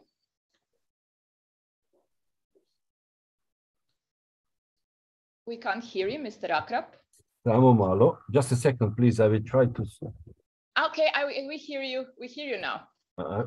I will try to do something. Can you hear me now? Yes, we hear you. Oh, excellent. Just a second. It looks like that I lost connections. My computer stopped working. That's a Murphy's Law. Hello? We hear you, but we don't see your screen. I know. Computer is working. Oh, something is going to be now. Okay, yes, we see the presentation. Okay. Now it's better. Yeah, thank you. Once more, thank you very much for the invitation.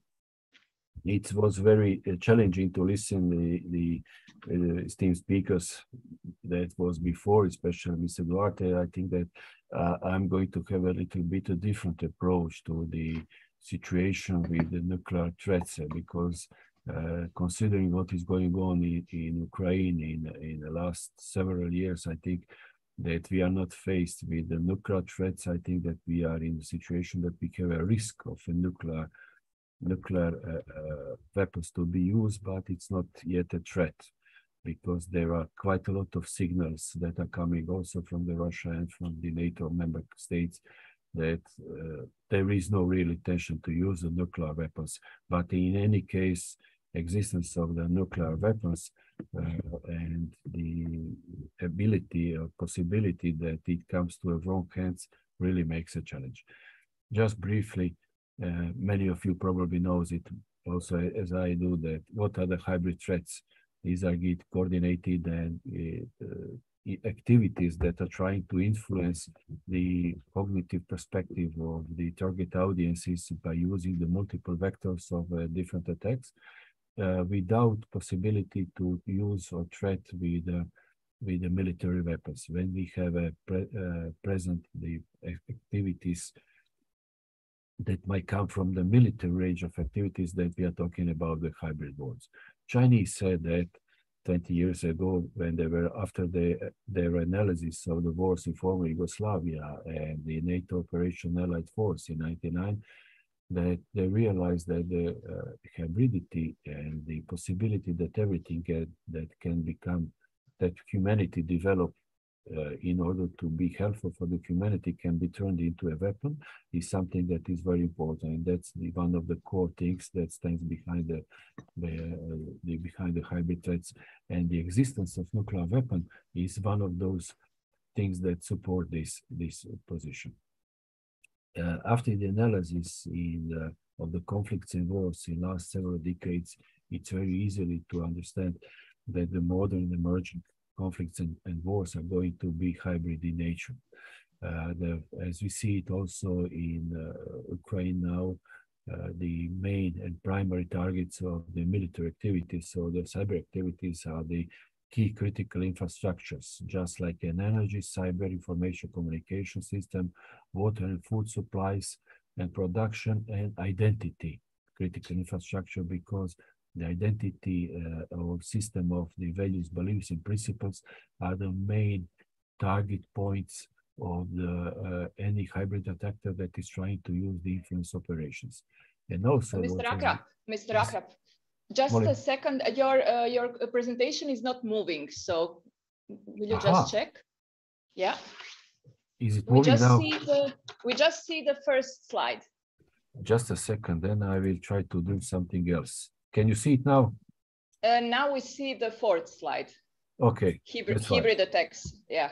Okay. These are the hybrid threats. I don't know why it's not sharing from time to time. Okay, we see now the second slide, but try full screen. Yes, it was in full screen, and then you were not able to see it. It's full screen now. Please go on right now. Can you see the full screen now? We see the slides on the side, but also the main slide. So please go on. Can you see it changing slides? Now we see the slide, everything can benefit mankind. That's the old one. I need to read. This is the system that you are going to be used much better, because now you can see the slide number 4, I think. Yeah. Yeah. Okay, I will remain this because it looks like it does not work when it's a full screen mode. And this is what I wanted to add about the cyberspace. Cyberspace is becoming a primary area of conflict, but also a space where the most challenges and risks are coming to the other critical infrastructures and other sectors of the human domain.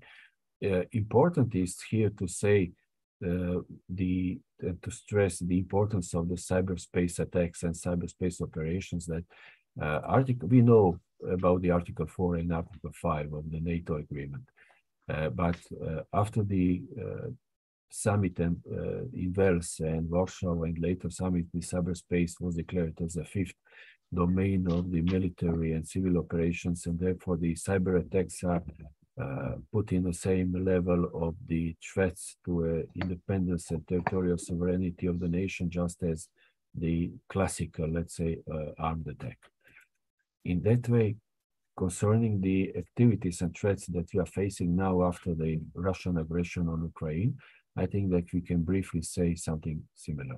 First, we have challenges and threats that this war, this Russian aggression, caused on the former Russian world area, where most of those countries like Azerbaijan, Turkmenistan, Kazakhstan, Armenia, Georgia, and the others became unsecure and are trying to find a way how to solve many of their internal conflicts and challenges.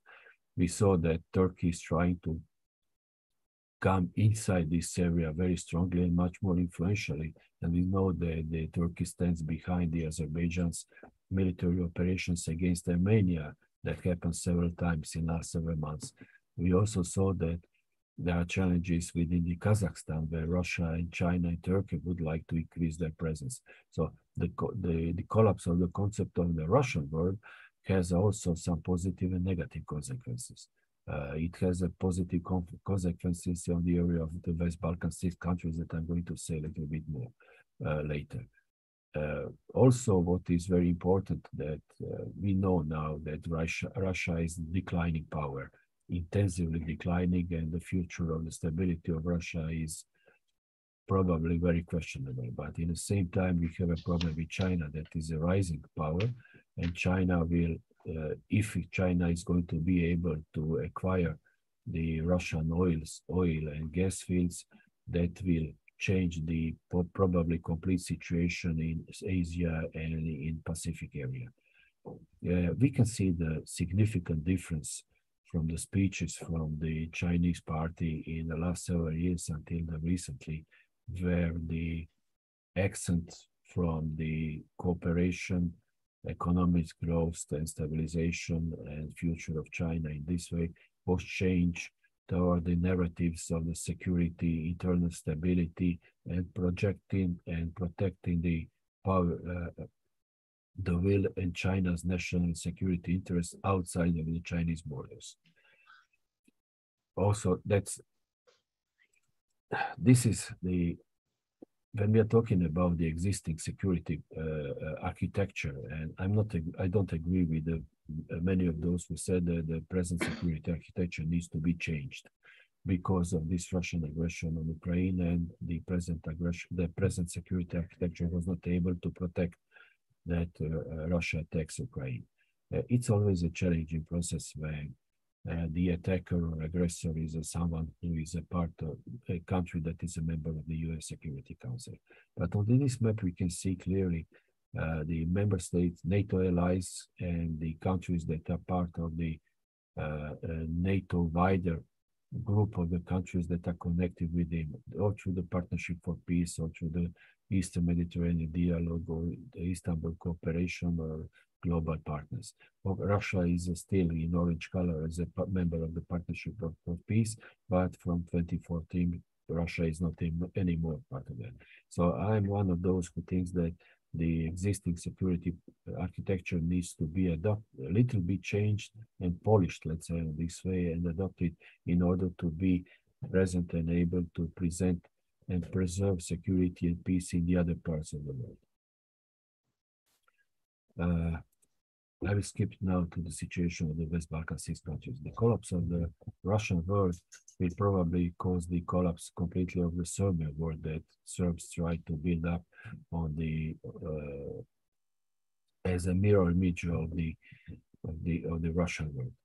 The problem of the project Open Balkan that is now very, let's say, popular is communication between the Serbia and Albania in order to try to diminish and destabilize the other countries from this area, primarily Kosovo and Montenegro, and partially Bosnia and Herzegovina and North Macedonia.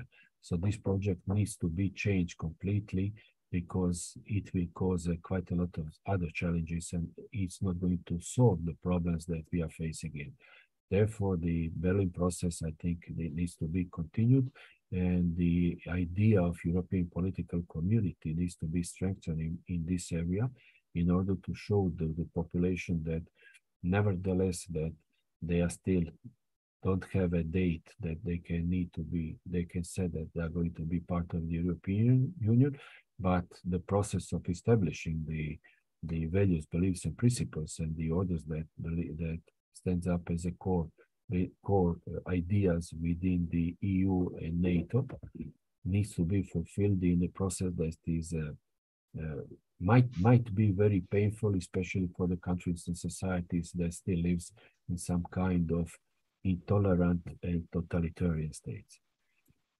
What I would like to say at the end is that threats of hybrid nature are reality and affects everyone, not just someone. Nobody is immune or resistible to the hybrid threats. Safety become a value of all the processes and activities, especially international security. Modern crises are multi-level and multi-casual at the same time, and therefore we need to invest a lot in efforts in raising awareness with population and educating the people and institutions who are going to be ready to challenge those challenges that will come in the future. Also, what I mentioned in the beginning, the nuclear threats has acquired its alter ego in the threats of digital warfare. It's not enough to fulfill the goals for the one who threatens. Nuclear threats, for example, Russia is talking about increasing the risk of the usage of the nuclear weapons or the weapons of mass destruction, but since they were faced with a strong and active response from the NATO and European Union and also with China, from China, they realized that it's better not to use it or not to increase the level of risk to threats. First, because the intelligence communities of many other countries are able to and capable to monitor all of the activities of the Russian strategic potential. Second time, what is important that the NATO countries said that we are not going to reply to your. Can you hear me? Anna, can you hear me? Yes, okay, super. Yes.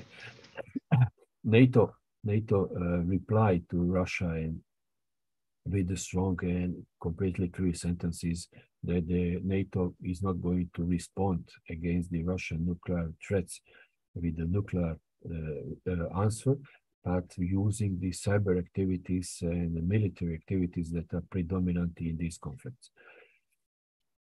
Therefore, we have the things that also, by my opinion, the NATO justifies its existence because the public of the allied countries should understand that NATO does not have its own force, but it's as strong as the allies are strong and powerful on a national level, individual level.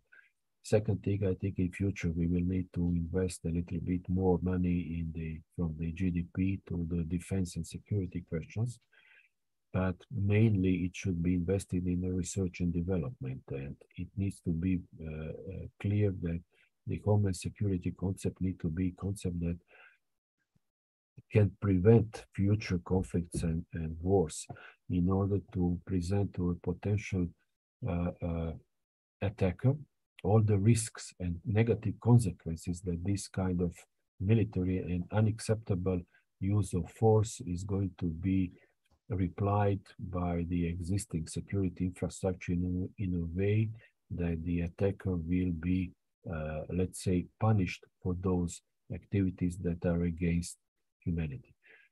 What we need to know is that, and what will probably happen, that I'm afraid that in time that we are in front, that is coming in front of us, is going to be much more challenging and demanding for all of us, because the mainly concern that I'm thinking of is changing of the narrative in China, changing of the position, quite a lot of significant internal challenges that China is going to be faced within the China, and the threats that probably 10 to maybe next 10, 15 years we are going to be faced with significant conflicts. I hope it's not going to become a war in the area of East Asia and Pacific. Thank you very much for your attention. I'm sorry for my voice, but I have a problems with my allergy and my nose is a little bit close. So, thank you. Thank you very much for your time. If you have any Thank you. questions, please do not hesitate to ask. Yeah. Thank you very much, Mr. Akrap, for this interesting presentation and somewhat different perspective than we heard before. Please save your questions and comments for after we hear all the presentations. Our next speaker is Ms. Vangchu Lama, researcher scholar from the Department of Peace and Conflict Studies, Sikkim University, India. The topic is achieving India's national security through self-reliant defense industry. Ms. Lama, the floor is yours. Hello, good afternoon, everyone. So I'm a research scholar from India, Sikkim University. I see that everyone is an expert in the field of security studies here. And I've just entered the field of research, but I'm happy that I will be receiving lots of suggestions to be incorporated in my study in the future. Am I audible, ma'am? Yes, we can hear you very well. Okay. Okay. So I've prepared a brief presentation on the topic, and actually I've kept the time that has been allocated in mind. So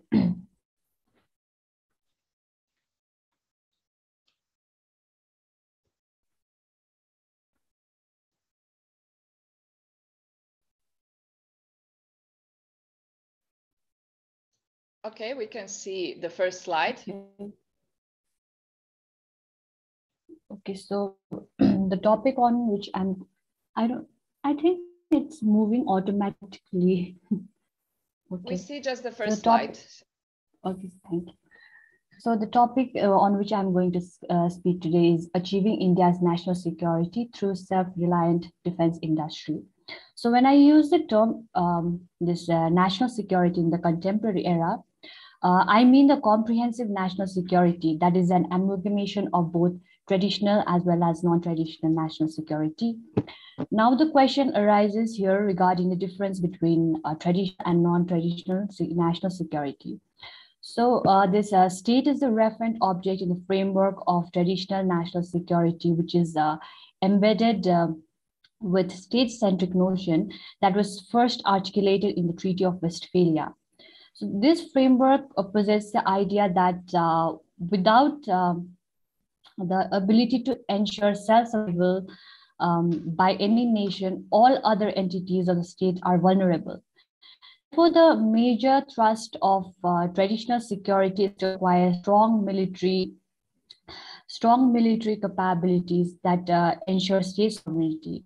Thus, it is to be understood that the traditional notion of national security is highly influenced by realist school of thought, and the multiple definitions realist perspectives have been put forward by realist strategists like Clausewitz, Machiavelli, and Sun Tzu.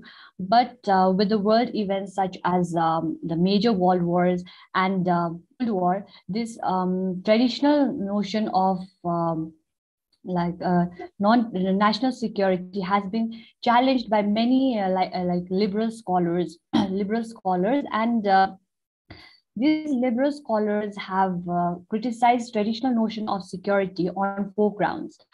So firstly, realists have been critiqued on the identification of state as the referent object made by them rather than focusing on the individuals. Secondly, liberals have criticized on the nature of threat. Like realist thinkers have ignored the fact that threat can also emerge from within the state itself. Within the state itself. Your presentation is not moving. No, ma'am. It's the same slide. It's the same slide. Okay. Yes. Okay. Just to check. Okay. Thirdly, traditional security proponents have failed to highlight threats to humans and have focused on threats to states only. And lastly,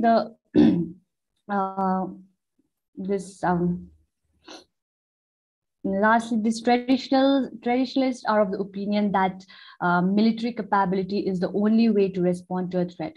So therefore, on the basis of these and having influenced by having been influenced by myriad factors, that the traditional notion has been reconceptualized and rethought of, and these national security concept that has been broadened has been highlighted by Barry Buzan and Hansen in their book, in which they have incorporated social, economic, political, environmental sectors with addition to military sector that already existed. And these sectors are closely knit together, and it is said that they cannot function independently in achieving national security of a nation. So in every sector, a particular referent object has been identified, and accordingly the threats to these sectors have also been identified in the broadened aspect of national security. So therefore, in this backdrop, I would be speaking on how India is addressing traditional and non-traditional threats to its national security through self-reliant defense sector. So my objective of choosing this choosing defense as a subject of study in terms of national security is because it is a common factor in both traditional and non-traditional concept of security. Now, self-reliance, it is not a new concept in the context of India. Self-reliance, it has been there, it can be traced back to the initial era of India's independence. And also the policies has been relating to the, these policies relating to the self-reliant defense industry has been highly influenced by the leadership of the nation. So it is a well-known fact that independence had left India beset with ailing economy. There was a rapid poverty, and there was resource scarcity and communal disharmony. Disharmony was prevalent that time when India was independent. India had attained independence. So Nehru government, who was who took over the first independent India, first term of independent India, he focused mostly on the socio-economic development of the nation. And his ideas of having a huge standing army is not highlighted by many writers in the literatures, as he was major proponent of international peace and disarmament. So when India was focusing and stressing on international peace, India was faced by challenges from the neighboring nations, and India also fought wars with China and Pakistan. And the daunting defeat of India by China in 1962, it forced India to focus on the defense sector. So there is no doubt that India owned research institutes like DRDO, established in 1958, and also planned defense manufacturing policies. And India had already got ordnance factory boards that prior to the defeat. But what happened was India was more inclined towards the socio-economic development of the nation then. So also the fact that indigenization of equipments is an inevitable part of any industrial defense industrial base to flourish. So the ramifications of Sino-India War of 1962, it compelled India to establish and expand a strong industrial defense base and also prepare an efficient standing army. So as a result, India did meticulous planning on defense through the 5-year plan of 1964. But the major hindrance on its implementation was lack of fund allocation in the defense sector, especially in the indigenous system of India's defense. So simultaneously, after the demise of Nehru, when Indira Gandhi took over as the Prime Minister of India, she built friendly relationship with USSR, proving the redundancy of non-alignment movement, which had been where Nehru had been a major proponent of non-alignment movement. So after that, India started relying on USSR for defense equipments, thereafter, which also boosted India's defense in the 1971 Liberation War.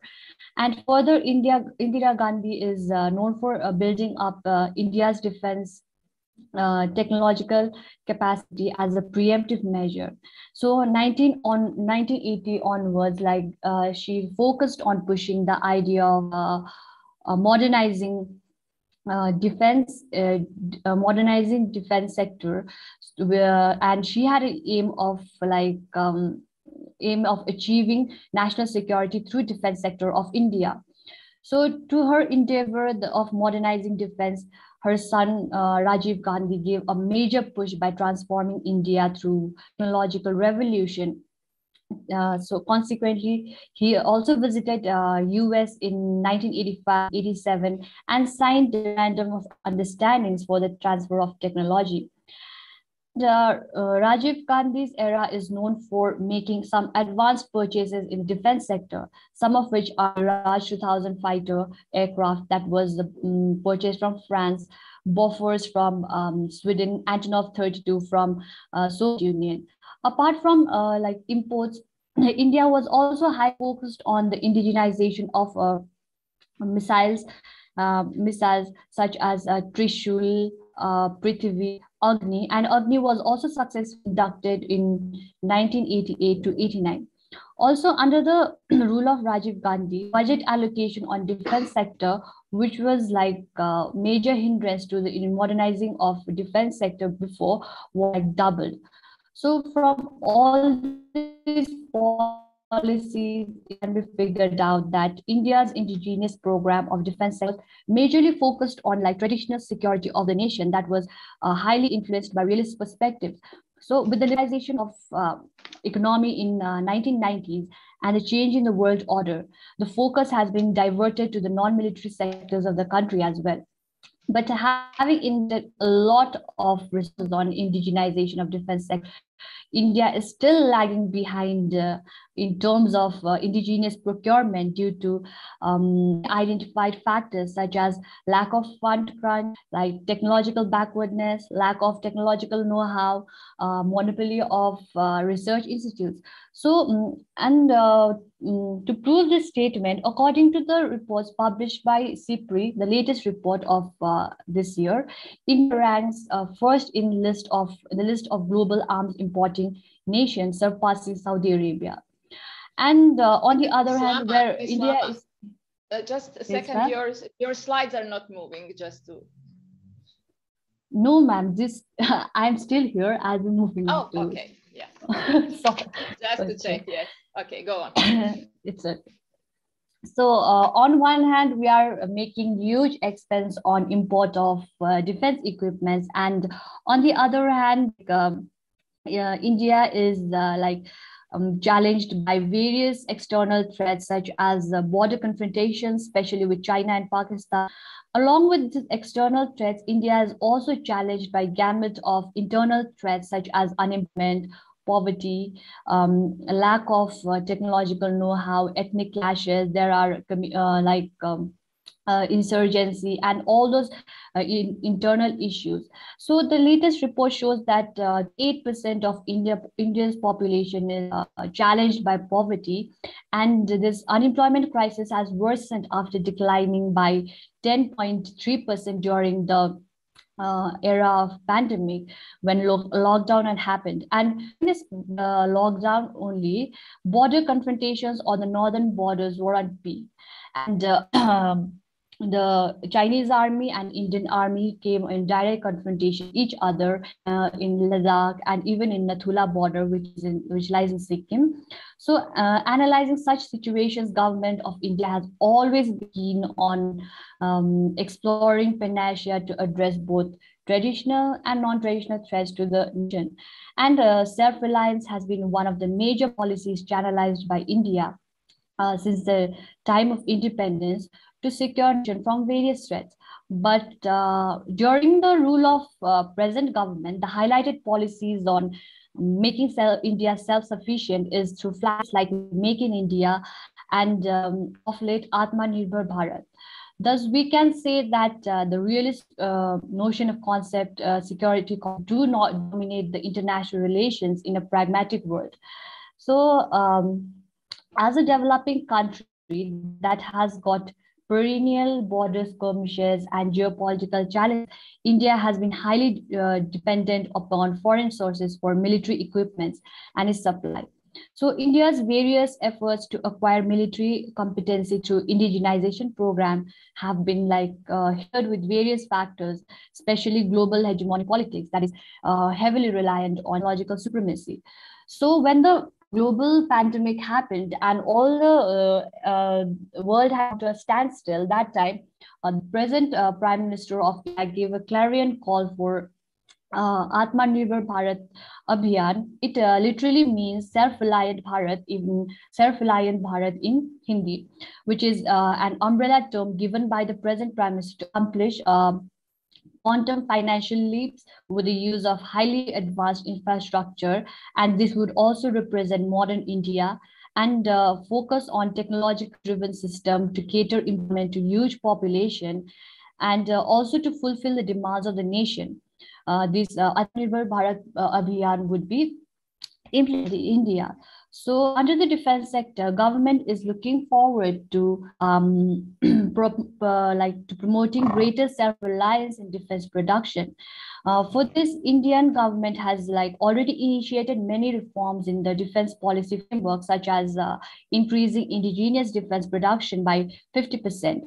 Also, restrictions on more than 2,000 items has been laid to enhance indigenous production under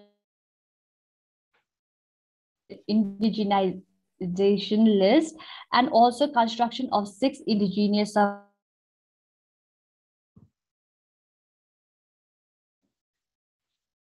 to generating employment. India has under the Atmanirbhar Bharat Abhiyan policy has started many scheme like the Agniveers, where this is the scheme where soldiers are recruited in the Indian Army under the flagship of Atmanirbhar Bharat Abhiyan. Also, India is of the opinion that if India spends the money that is being invested in imports is heavy in the that is invested in the country itself through indigenization, then it would undoubtedly boost the economy of the country. So under the policy of Atmanirbhar, the indigenous production of LCA Mk1A Tejas aims to employ about 500 companies for designing and manufacturing of product. And as a result, these companies will generate mass employment. And under the modernization of defense sector, the budget has been increased from 58% in 2019 to 63% in 2020. So India plans to spend $130 billion on the military modernization in the next 5 years. So achieving self-reliance in defense production is a key target for the government of India. So there would be development of technology to research and innovation, and heavy investments are also being done in this area of research and innovation through institutes like DRDO. And another one would be the larger participations of MSME and private sectors, as private sectors have the caliber of boosting India's aim of achieving self-sufficiency in defense sector, as they would encourage strategic partnership with foreign producers and also the industry is present within the country. And also India aims to increase foreign direct investment in defense sector from 49% that was before to 74%. So further, with the increase of FDI limit, growth in investment by global business companies is anticipated in the Indian economy. As per the data shared by the government, of India, in 2021, the inflow of FDI has reached around 4191 crore rupees as compared to 56.88 crore rupees in 2020. That's it, ma'am. Thank you. Thank you very much, Ms. Lama. India is a world economic superpower, is really a country that we should have more focus on when discussing the balance, the multipolar world. And thank you for this overview of the investments in the defense sector and the research and development. We will have the questions later. Thank you very much, Ms. Lama. Thank you, ma'am. And our third speaker in this session is Mr. Götz Neuneck, Pugwash Council, co-chair of the Federation of German Scientists, Institute for Peace Research and Security Policy, IFSH at the University of Hamburg, who will speak about hybrid warfare and new technologies, options for arms control.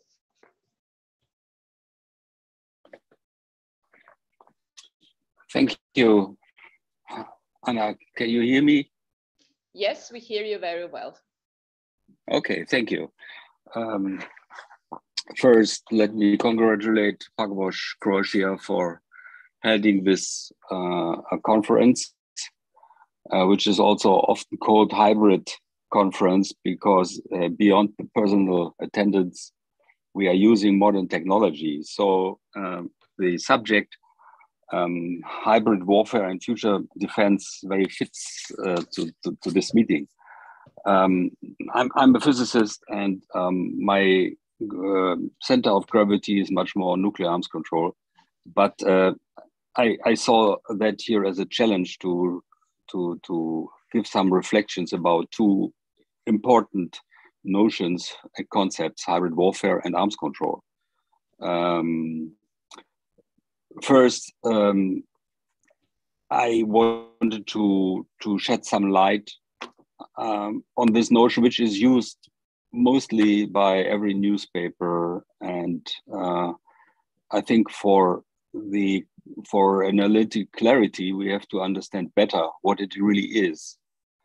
So classical war is very trivial, although we understand that there are different modes since centuries, different modes, instruments, actors of warfare, and as Clausewitz said, each age has its specific kind of warfare, and it's quite interesting to see that this notion of hybrid warfare is used to accuse the other side to use irregular methods.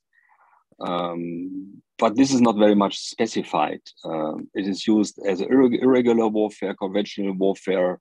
Cyber is one part of it. In a wider sense, even foreign electoral interventions and fake news are seen as a method, a means of warfare. I have put here a definition by the US Army, and it is always important to understand definitions from the military, what they think warfare, hybrid warfare is. And we can do this exercise also with the Russian military. We can look to NATO, as our previous speaker has done. Here, the US Army used to explain it as a dynamic combination of state and non-state actors that simultaneously and adaptively employs a tailored mix of conventional, irregular terrorism, criminal means in the operational battle space. So it is important always to understand who are the actors. Is it a state actor or is it a non-state actor? Are they connected? Do they synchronize their activities? Look, for example, Hezbollah is always seen from the West as an Iranian proxy, and we can go to a lot of other rebel groups which have state connections. They are all using different methods. Mostly for hybrid warfare, these things are not attributable very easily. So we speak about clandestine actions, we speak about specific tactics which are somewhat old. So if you go back to history, the Romans used hybrid warfare and others too. So we have to learn that we have to be very specific. What are the actors? What are the methods? What are new technologies? It is very clear that the communication revolution gives non-state actors the capability to synchronize their actions. But we see also other advanced technologies here in the war zone, which are small drones, precision-guided munition. So this touches here the subject of arms export control, which is also important. And then we have to talk about what is the battlefield. Is it the classical war zone? You can look to the Ukrainian war. Where is the war zone? It's not only the line of conflict, it is attacking infrastructure. And our previous speaker made clear that hybrid attacks are directed against critical infrastructure, against identity, against the population, and to draw in or to expand the classical warfare towards the population and to influence their behavior. So you see that the notion hybrid warfare is a multifaceted and very hard, or not easy to define. So one conclusion is that there is no universal accepted definition, and it shows that the line between peace and conflict is blurred. And until now, arms control is not dealing with that development. So we have to understand that arms control is not the expectation that the other side is reducing, and you are not reducing, as PAGOSH president explained in the case of nuclear weapons, where everyone says the others are the threat, we only use it for defense and deterrence. And this causes, of course, problems. But we should also understand that arms control is a negotiation process involving declared steps by states to enhance the security through cooperation with other states. So at the end of such a process, both should have reduced their arsenals and should be pushed to more restraint for prohibiting even especially the use of specific weapon systems. There is a better definition by my colleague Harald Müller. Arms control is the process to achieve security no longer through unilateral defense and armament policy, but through cooperative influence on mutual armaments behavior. Of course, the specific functions, instruments, and manifestations of arms control change according to the state of conflict or the conflict relationship between two opponents. So we should be very clear that this is a specific strategy for reducing the threat of the other side or of other states. I skip that due to the time. We should also be very clear that during the Cold War and the aftermath, so from the 90s to 2002, arms control agreements helped to prevent nuclear annihilation by inadvertent nuclear war or by miscalculation. Magic words here are red telephones, confidence building measures, risk reduction measures, using satellites and that kind of stuff.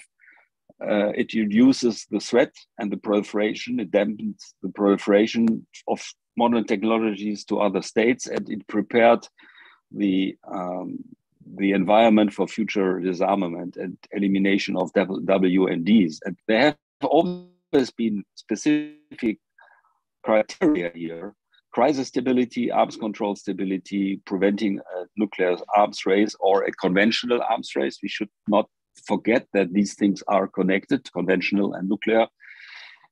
It helped for damage limitation and cost reduction, and it built, at least for decades, trust, transparency, and predictability. But of course, key problems, mutual threats to each other could not be solved, either in regions such as India and Pakistan or in the Middle East, we for a very long time argued that we have a good arms control culture in Europe, but this is also breaking apart these days. We should also understand that this kind of cooperative security only works if you have some kind of rationality, that you have a rational state party who accepts the prevention of war. If a state decides to go to war, then arms control cannot help much. It is a gradualistic or reciprocal approach based on some common understanding. If that's common understanding is gone, and that is certainly true between Russia and Europe and the United States for now, then it becomes hard. It is also based on a correct assessment of the security partner and adversary, and it's not working in the case of war. In the case of war, we have a different volume and principles in the international humanitarian law. So we have some important arms control. We are still, but it is hoped that there's a process, that the New START process can somewhat be extended. And we are not sure there is actually a blockage between Russia and the United States on talking about strategic stability. We talked several minutes ago about the cornerstone of the world order and of global security, which is the Non-Proliferation Treaty. But we see JCPOA in danger, and that Iran might leave somewhat this verification regime. CTBT was not signed, but we still have also other in the southern hemisphere nuclear weapon-free zones. We should not forget that. And there's, of course, some hope that the Treaty on Proliferation of Nuclear Weapons, which came into force in January 21, could build a more peaceful world and could trigger future disarmament avenues. We have also conventional arms control, and certainly much of the technologies which are available for non-state actors, but as well as technologies which are in the pipeline for state parties could be constrained by conventional arms control treaties. Unfortunately, the CFE treaty is gone. The Vienna document, Open Skies Treaty, which control. Again, still we have the international humanitarian law, which is based on the principles of non-discrimination, proportionality, and military necessity. But very often, this has not strong effects for disarmament. It only helps in the case that the war is launched and that specific weapon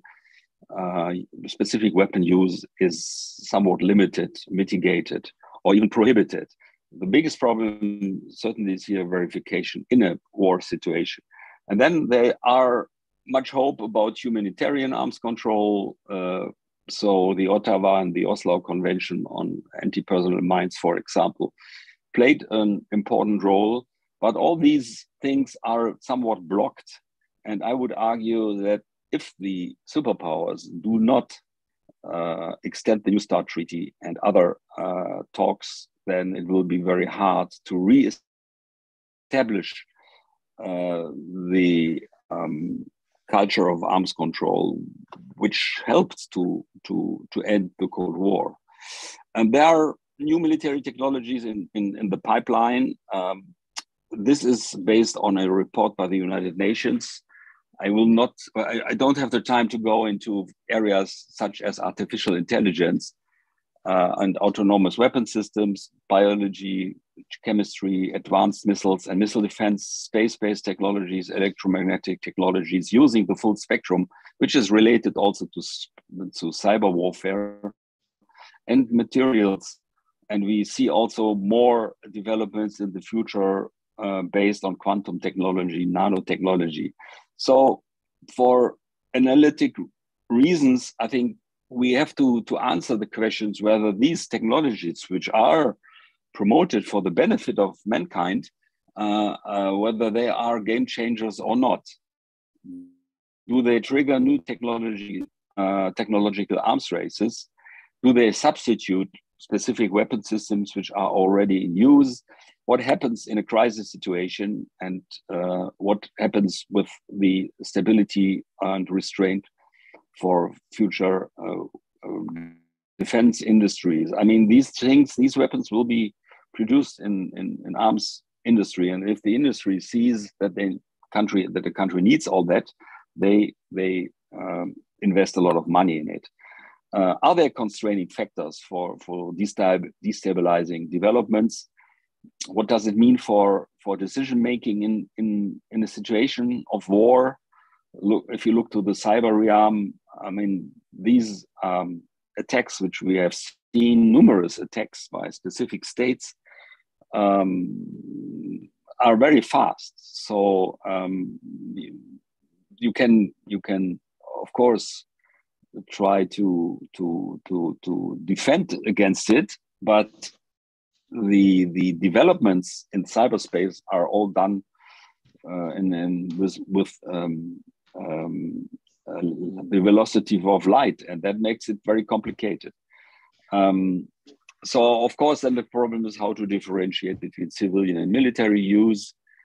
For better analysis, you need more insight in the technology and in the ramifications of the employment of such things.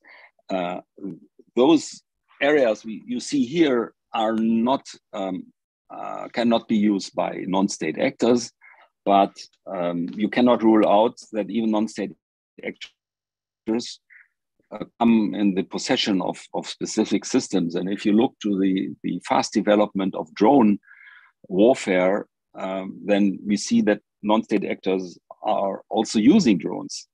And certainly not very high sophisticated drones, but this is not true for other countries which do not have a big defense industry, but even can build these kind of things. So I skipped that here. This is my personal list about security relevant disruptive technologies. One on the top here, which has much to do with hybrid warfare, is deepfake technology. So the manipulation of information, of recognition pattern, and of other electronic information is certainly evolving very fast. And of course, it is important to sense and to detect these kind of things. So some conclusions. I think classical arms control is eroding dramatically, and that's a very bad situation. If this goes on, then we won't have any chance to come back to any restraint in the future. There is a clear competition in several domains, especially in cyber and outer space, in the field of artificial intelligence, robotics, and we can here really speak about an arms race between different countries. They have been mentioned earlier by the first speaker, Russia, China, but we should not forget India, by the way, too. But we should not forget that the West also has these technologies, and we often have a blind eye by accusing others to using this, but we are using it too. So I would call that an arms race, and I think we have to redouble efforts to understand that better, the procurement doctrines, intelligence, decision-making, and to find ways how to restrain that under the roof of the international and humanitarian law, also including ethical considerations. We see also a new kind of warfare. There's always an specific weapons and warfare, which is done more or less still by people. and we see more offensive, more disruptive, more dangerous, more costly, and this causes problem, of course, for all war parties. An important subject is if you combine artificial intelligence with the nuclear realm, be it civilian or military, then this can cause a huge new problem and danger. So the disarmament blockage we are facing now, nothing is moving in that direction. Affects other multilateral regimes such as the NPT and also the conventional arms control fundament, which was erected. And by the way, in your region, in the Balkan region, the Dayton Treaty is also an important conventional arms control treaty. So let's see how this develops in the future. So what to do specifically? This is my last slide. We need more expert analysis. We need more technological assessment of disruptive technologies. But we can only do that by adopting arms control principles. And we call that preventive arms control. And earlier, we developed that concept, I think, 15 years ago. And this includes criteria like crisis stability, arms control stability, risk reduction, the potential for verification, and to see whether these principles can also be adopted in other arms control treaties. So let me mention the Arms Trade Treaty, for example. And you can only do that if you involve legal, lawyers, industry, civil society, military.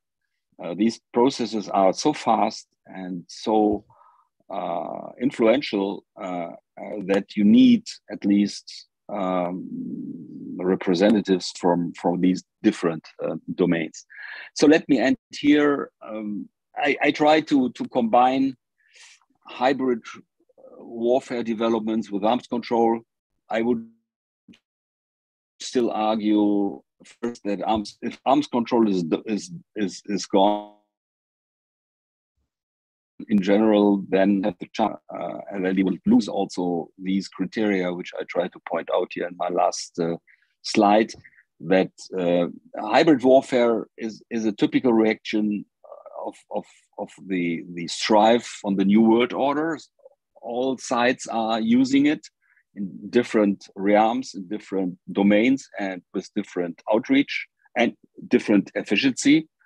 And if we wanted to restrain these developments, we have to come back to some kind of cooperative security to negotiate, or at least to plan better, let's say on the roof of the United Nations or in regional settings, to find ways how to limit these kind of developments. Thank you very much. Thank you very much, Mr. Neuneck, for this detailed presentation. And it seems that we are still in the arms race and not in arms control. And it is a multiplied challenge because now we have so many different hybrid artificial intelligence type of weapons. So we need to think up of much more means to defense and to tackle those new hybrid threats. Thank you very much. Are there any questions and comments to our 3 or even 4 speakers?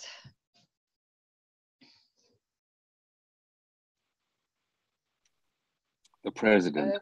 Mr. Sergio Duarte, yes, please. Well, thank you, and good morning. Good, nice to see you.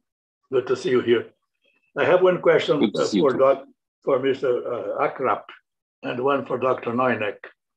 To Mr. Akrap, I'd like to ask, he mentioned the difficulty of, by the Security Council, I guess he did not mention it, but of course, the difficulty of action by the Security Council against any of the permanent members when this member is an aggressor. I would ask him, and he said, of course, that this will take a long time. He mentioned that it's not something that can be solved immediately. But I would like to ask him whether he sees any possibility of changing that situation. There are, of course, as we know, many suggestions, many proposals from different countries to change the composition and the powers of different members of the Security Council. I'd like to ask him what he thinks of these proposals and how does he see the prospects of any progress on this matter. This is for Mr. Kraft. After then I would have one for Mr. Neuneck, Dr. Neuneck, when we finish this. Thank you for this question. I hope that you can hear me, Anna. Yes. Yes, thank you. Yes, it's a very demanding and it's a very challenging question in the future, because as you all know, we have five member states, 5 countries that are permanent members of the UN Security Council that have a right to veto for everything what they want. So if something is going to be happening in order to exclude Russia from the NATO Security Council and to let's say delete the power of veto, we are going to be probably in a completely new situation, that we need a completely new world architecture of the instruments and system that will try to impose a peace rather than conflicts. So I'm afraid that none of the permanent members of the UN Security Council are going to allow these activities, that Russia will be banned from the UN Security Council, or that the permanent members will be left without the power of veto. If something can be done, yes, it's on the question on the level of the societies of the UN member states, in order to bring them much closer the risks and threats of the modern societies and the challenges and the negative consequences of the conflicts and wars. We saw it, for example, we are witnessing the war in Ukraine every day, 24/7. But I'm not so sure. I know that from Croatia, for example, and I know it from the countries in Middle and Southeast Europe that I'm trying to cover what is going on in media. There is no almost none information for what is going on in Horn of Africa, of the war in Ethiopia and terrible massacres that are going on there. So that's something that is really challenging, to show the reality of the world concepts and the activities, so that the war is not just happening in Ukraine. We have a conflict and war in many different crises. For example, probably the aggression of the Azerbaijan against the Armenia would be probably being silenced, and it would not attract so small level of attraction if there is not a collateral damage of the Russian aggression to Ukraine. So it's very hard to change existing system. We know that the League of Nations after the First World War ceased to exist because it was not ready to face with even low-level challenges. UN has a possibility and has a mandate and can solve some challenges, but mainly, as you said, not of those ones that permanent members of the UN Security Council are the aggressors. We saw it not just here in Russia's case. We saw it many times since 1945. Well, thank you for your answer. Some people characterized the structure of the Security Council with the 5 permanent members as the 5 victors of the Second World War, and the NPT, that recognized these same 5 nations as legitimate possessors of nuclear weapons. This situation has been characterized as the freezing of world power, and it seems it's been frozen since 1945 and probably will remain frozen still for some time. I'd like to ask Dr. Neuneck. He mentioned the treaty on the prohibition of nuclear weapons, the TPNW. And he said, if I'm not mistaken, that it might trigger, not immediately, or certainly not in the short term, but maybe in the medium or long term, it might trigger some progress or some differences. We saw recently, at least from Australia, it changed its view and voted, instead of voting against the resolution in the United Nations, about the TPNW, Australia changed and abstained, which was seen by the proponents of the TPNW as a progress. We know that in some Western European countries, there are strong movements of opinion in favor of the treaty. So I'd like to ask Dr. Neuneck if he sees, again, not immediately, not in the short term, but in the future, some possibility of changes in that attitude, that very negative attitude that the Western countries mainly, and other countries too, Russia and others, have taken towards the TPNW. This is, of course, a very important question.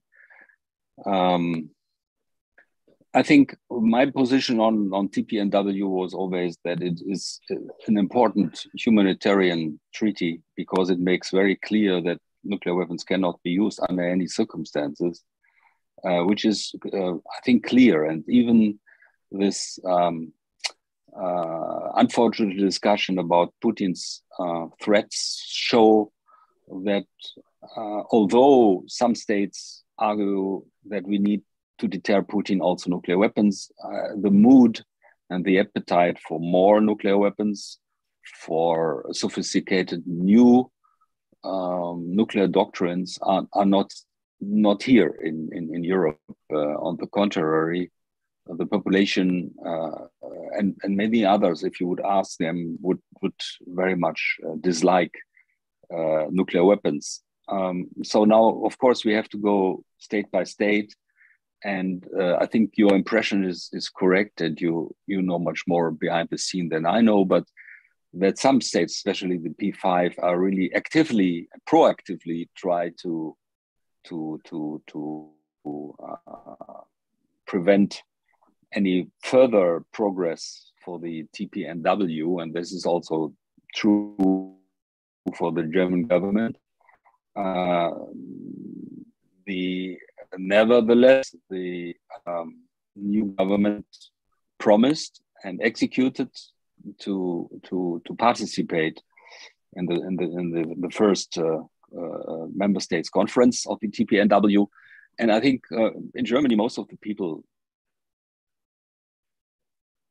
promote and support the TPNW, but we need some time. I mean, to solve the most threatening conflicts we have now. I mean, the Ukraine debate, let's say the end result of the war on Ukraine will shape the new security architecture in Europe, and then it depends what role do nuclear weapons play in that. And I think we have to be prepared for this kind of discussion. There are other states which have a lot of sympathy for the TPNW, but of course these are bad times for arguing to give up nuclear weapons. But let's hope that in some years the strive for disarmament somewhat comes back. But I think that was a very clear statement by me in my control to diffuse and to solve the deeper conflicts. We should not forget that the Ukrainian war was clearly started by Russia, but the West has done a lot of mistakes toward that situation. And if you want to solve the situation, and hopefully without any even idea of using nuclear weapons, then we have to understand the deeper roots of the conflict. And if we wanted to shape the new security order in Europe, we need to understand the Russian concerns too. And that is, as long as the war logic is ruling, very hard to do, even in the public. But I think the nuclear question plays a role here, and the TPNW gives a good role model that there is an alternative for bringing back the nuclear employments here in Europe. I mean, that's subject for further Pugwash debates and disputes, but I'm not pessimistic that we have some kind of eternal bifurcation between the NPT and the TPNW, and that only some states are developing in the wrong directions. I mean, most of the states are favoring the TPNW, and we will see more ratification, but we will see, of course, also a debate in Sweden and in Finland, which decided to become NATO member, and that would be another important debate. So let's see what these states are doing towards the TPNW. And I mean, there are strong arguments to say that we will not see new delivery systems on the border. I mean, NATO is doubling its border if Sweden and Finland become NATO members. The nuclear question will play a role here in the Baltic area, and we have to be prepared and to find the good arguments. And as long as we don't have an alternative to the NPT world, we will not find a way out. TPNW gives a long-term perspective for further nuclear disarmament. So that's what I would say to this subject. It's a complicated thing. It really much depends what happens now in and around the Ukraine and what happens with the European security architecture. I mean, we have a debate there. We have articles saying very clearly Germany should become a nuclear weapon state. I mean, this is one of the it's not the mainstream. It's only some people arguing this, but it shows that we live in a very complex situation, and I think Pugwash should do more to have a better understanding and some good proposals that this can be prevented. Thank you. Sorry, long answer, but a long problem, big problem. There are no short answers to these questions. Yeah, of course. I have also just a short question for Mr. Neuneck. What do you think? It's easy to utopia that Europe has its own army and to be like self-sufficient to create a EU army, just for as an alternative. I mean, this is also a debate which is going on. The question is, what is a EU army? I mean, is it under the roof of the European Union, who is becomes a member? How is it related to NATO? And is it part of NATO, or is it an independent army? Which kind of doctrine and forces would be available for this? There is a contract between NATO and the EU that the EU invests more to become self-reliant. But then the question is, which states are participating in it? I mean, don't forget, we have in NATO, we have a French-German brigade, we have a Polish-German-Lithuanian brigade, and that kind of stuff could certainly build the core of it. I don't expect a big movement toward creating a parallel European army to NATO. So this will not happen. But the French are pushing that the EU would become more independent. What the question is, what does it mean? What does it mean for the UK and French nuclear weapons? What does it mean for bigger countries, Poland, France, Germany, and its armies? What is the army? So it's an easy word, and it's a complex, easy word, but a complex world.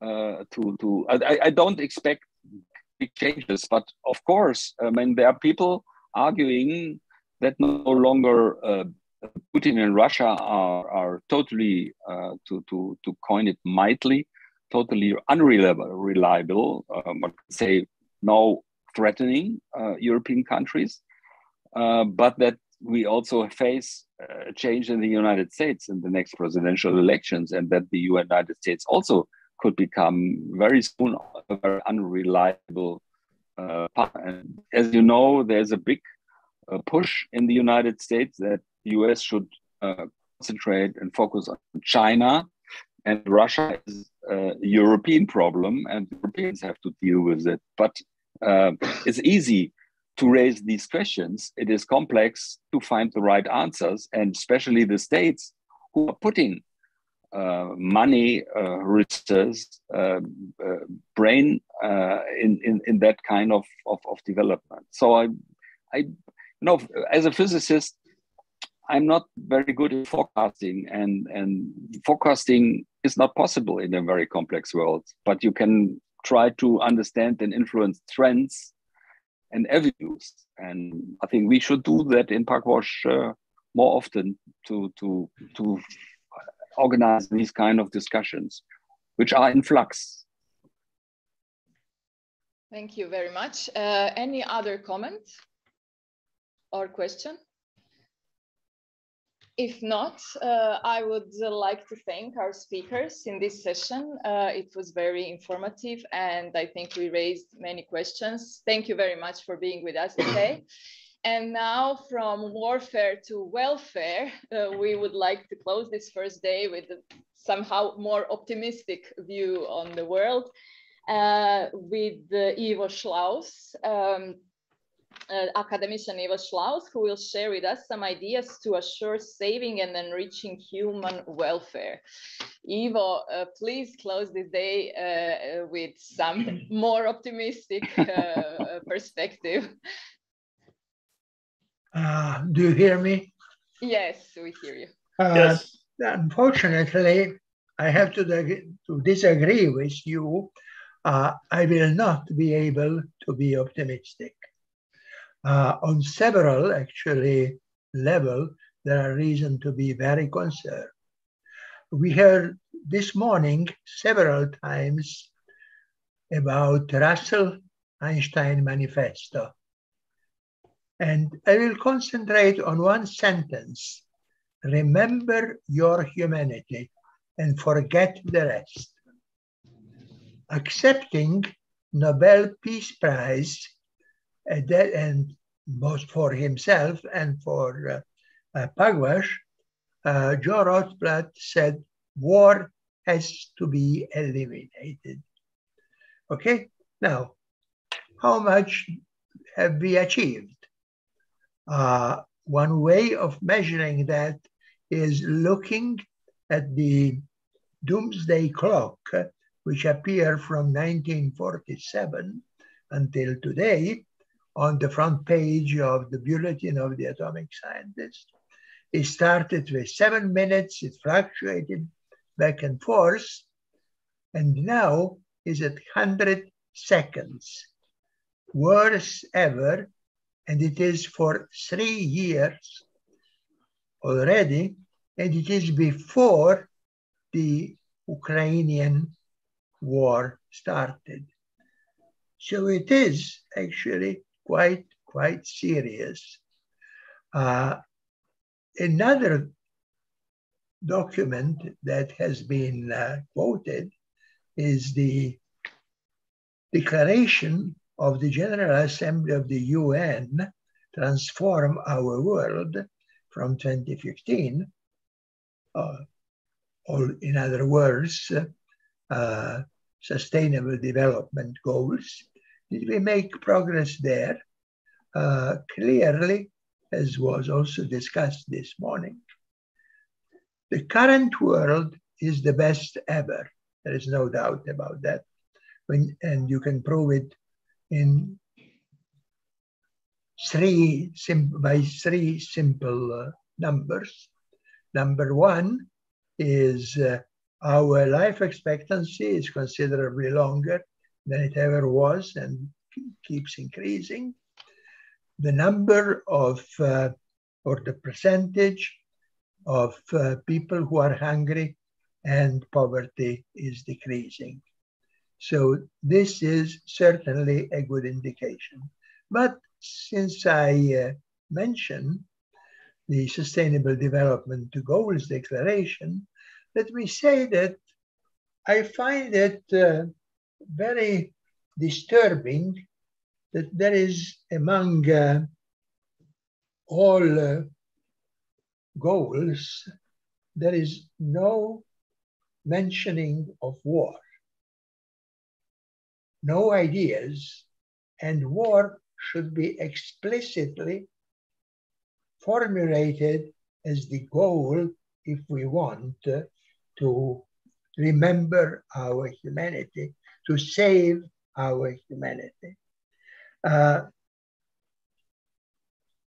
If we look at this number that where we are now, if we look at the situation that after the Second World War, we had numerous wars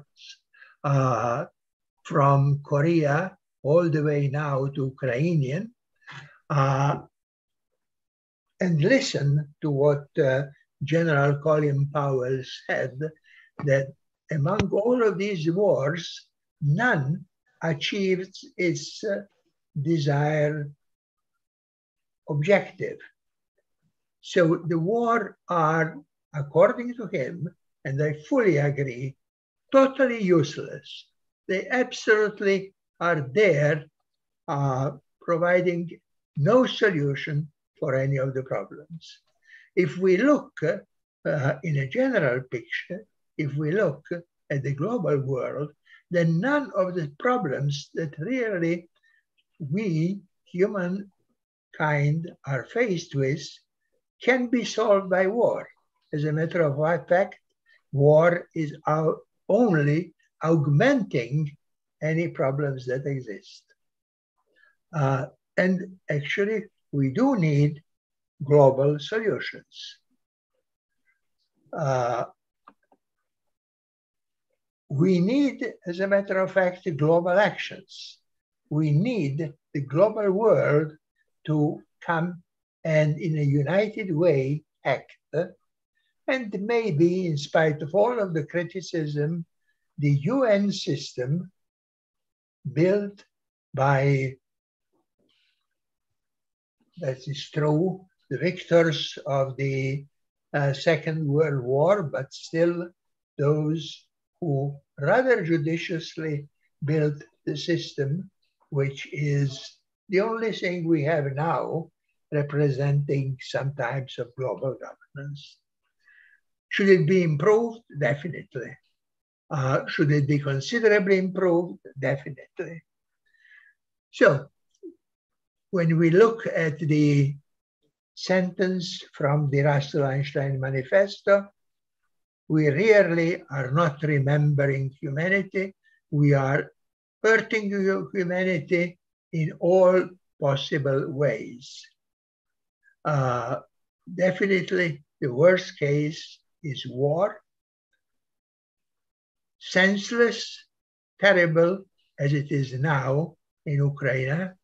And let me just mention the comparison of the war in Ukraine with the Cuban crisis. The Cuban crisis lasted about 30 days. Here we have the war, which is lasting already more than what it is, 8 months. And it does not show that it will end soon. The Cuban crisis actually did not affect the doomsday clock, partly because the Cuban crisis was in October and the clock is set at the beginning of the year. So at the beginning of 62, it was already everything was good, and at the beginning of 63, everything was over. During the Cuban War, we had a case of a rather disobedient Russian officer, Vasily Arkhipov, who refused to use nuclear weapons that his submarine has. The second case is the case of Stanislav Petrov in '83, who actually also did not use the immediate reaction, while all indications, so-called indications, indicated that the Americans are bombarding the USSR. They were not. They were false signals. Even after the end of the World War, in 1995, there was another case of the false alarm, totally stupidly happening, and President Yeltsin at that time actually helped. So we have to very seriously work on eliminating war as the most dangerous thing that exists. Coming again, remember your humanity and forget the rest. What is the rest to which we concentrate? Is a set of false idols, including war, conquest, dominance, and of course, greed, overproduction, and so on. This is really a gross violation of the first of the 10 commandments. One should not turn to false idols. In the program of our conferences for these 2 years, we have the word science. By science, I specifically mean the need for new ideas. These ideas could be half-cooked, could be crazy, and so on. And I will conclude my talk by just expressing 3 such crazy ideas. One is crazy idea number 1, following what Anna said about European army, that would not do anything. It would be just instead of 3, 4, or 5 or 6 very powerful country, we need actually global UN force, which is so strong that it can force everybody else to obey them. Okay, do we have any examples? Yes, this is as we do in the criminal affair. How do we take care of the criminals? Just by the police. So in this case, of course, I'm arguing for the world police against the criminals. Who are the criminals? All those involved in war.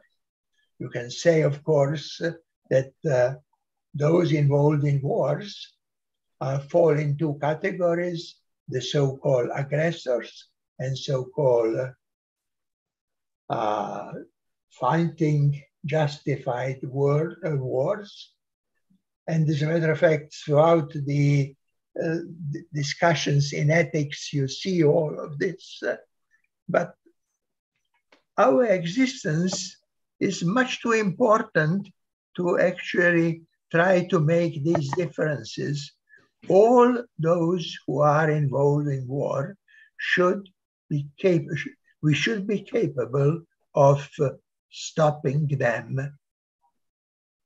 And as I said, it has to be the global UN force that is doing that. I realize that, of course, means, as was mentioned also in a manifesto, a distasteful reduction of the national sovereignty. But let's consider the question of sovereignty in what is its real meaning. And obviously today is a very, very different meaning than it had at the time of the Westphalian Treaty. So it's not the 17th century, it is the new world.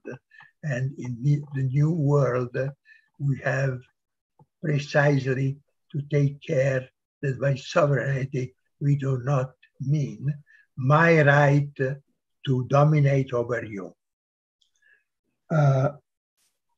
As I said, this is the crazy idea number one. The crazy idea number two is who are the benefits, who are those who benefit from war? Any analysis shows that those who benefit from war are those that produce, sell, and disseminate weapons. And this is clear. I mean, they are those who are doing, providing weapons, and we kill each other by these weapons. They, the producer, earn enormous amount of money, don't care about people killing each other, and as a matter of fact, use the war to test which weapon is better, mine or yours. Elimination of all weapons is not an easy thing. Ambassador Duarte led for a long time the disarmament committee, so he knows much, much more than I could even dream of knowing. But I think that there is one argument that can be said why total disarmament.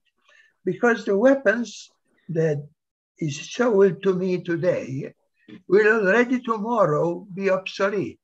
So I'm paying for nothing just to kill a person who really is not my enemy, who I do not have to kill in order to defend myself, is really totally unnecessary.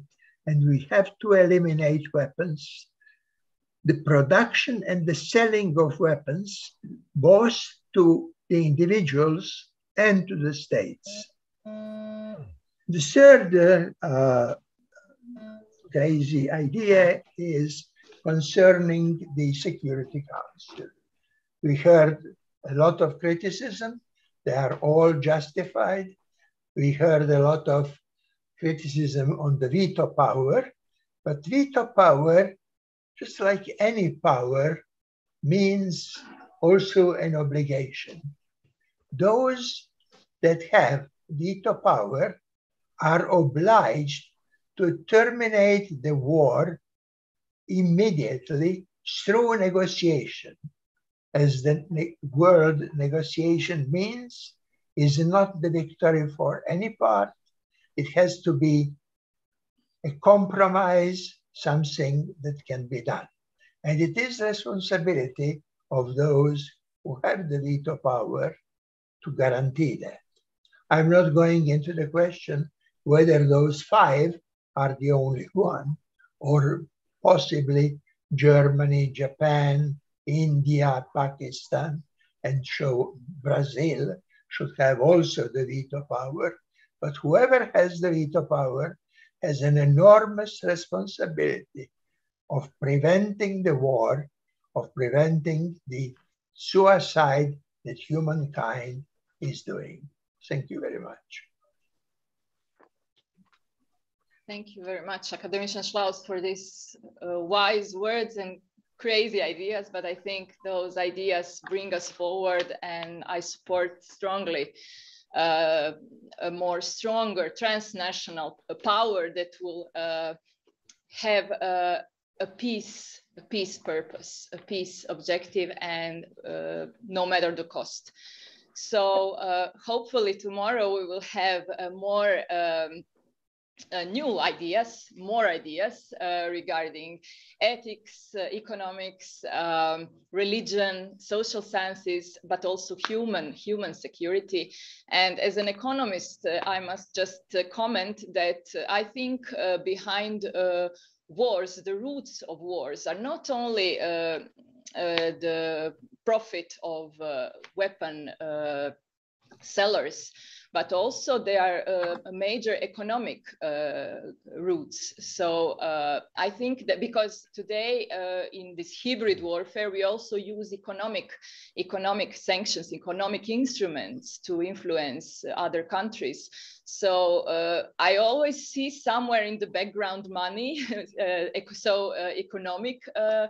economic routes. So I would also suggest to see the roots, not just eliminate war, but eliminate the roots of war. Eliminate, so it starts from us, eliminating greed, eliminating our own ego and the structures of power that really use the instruments that they have for gaining profit on whatever level. So thank you once again. If there's any comment on this, or shall we close the first day of the conference?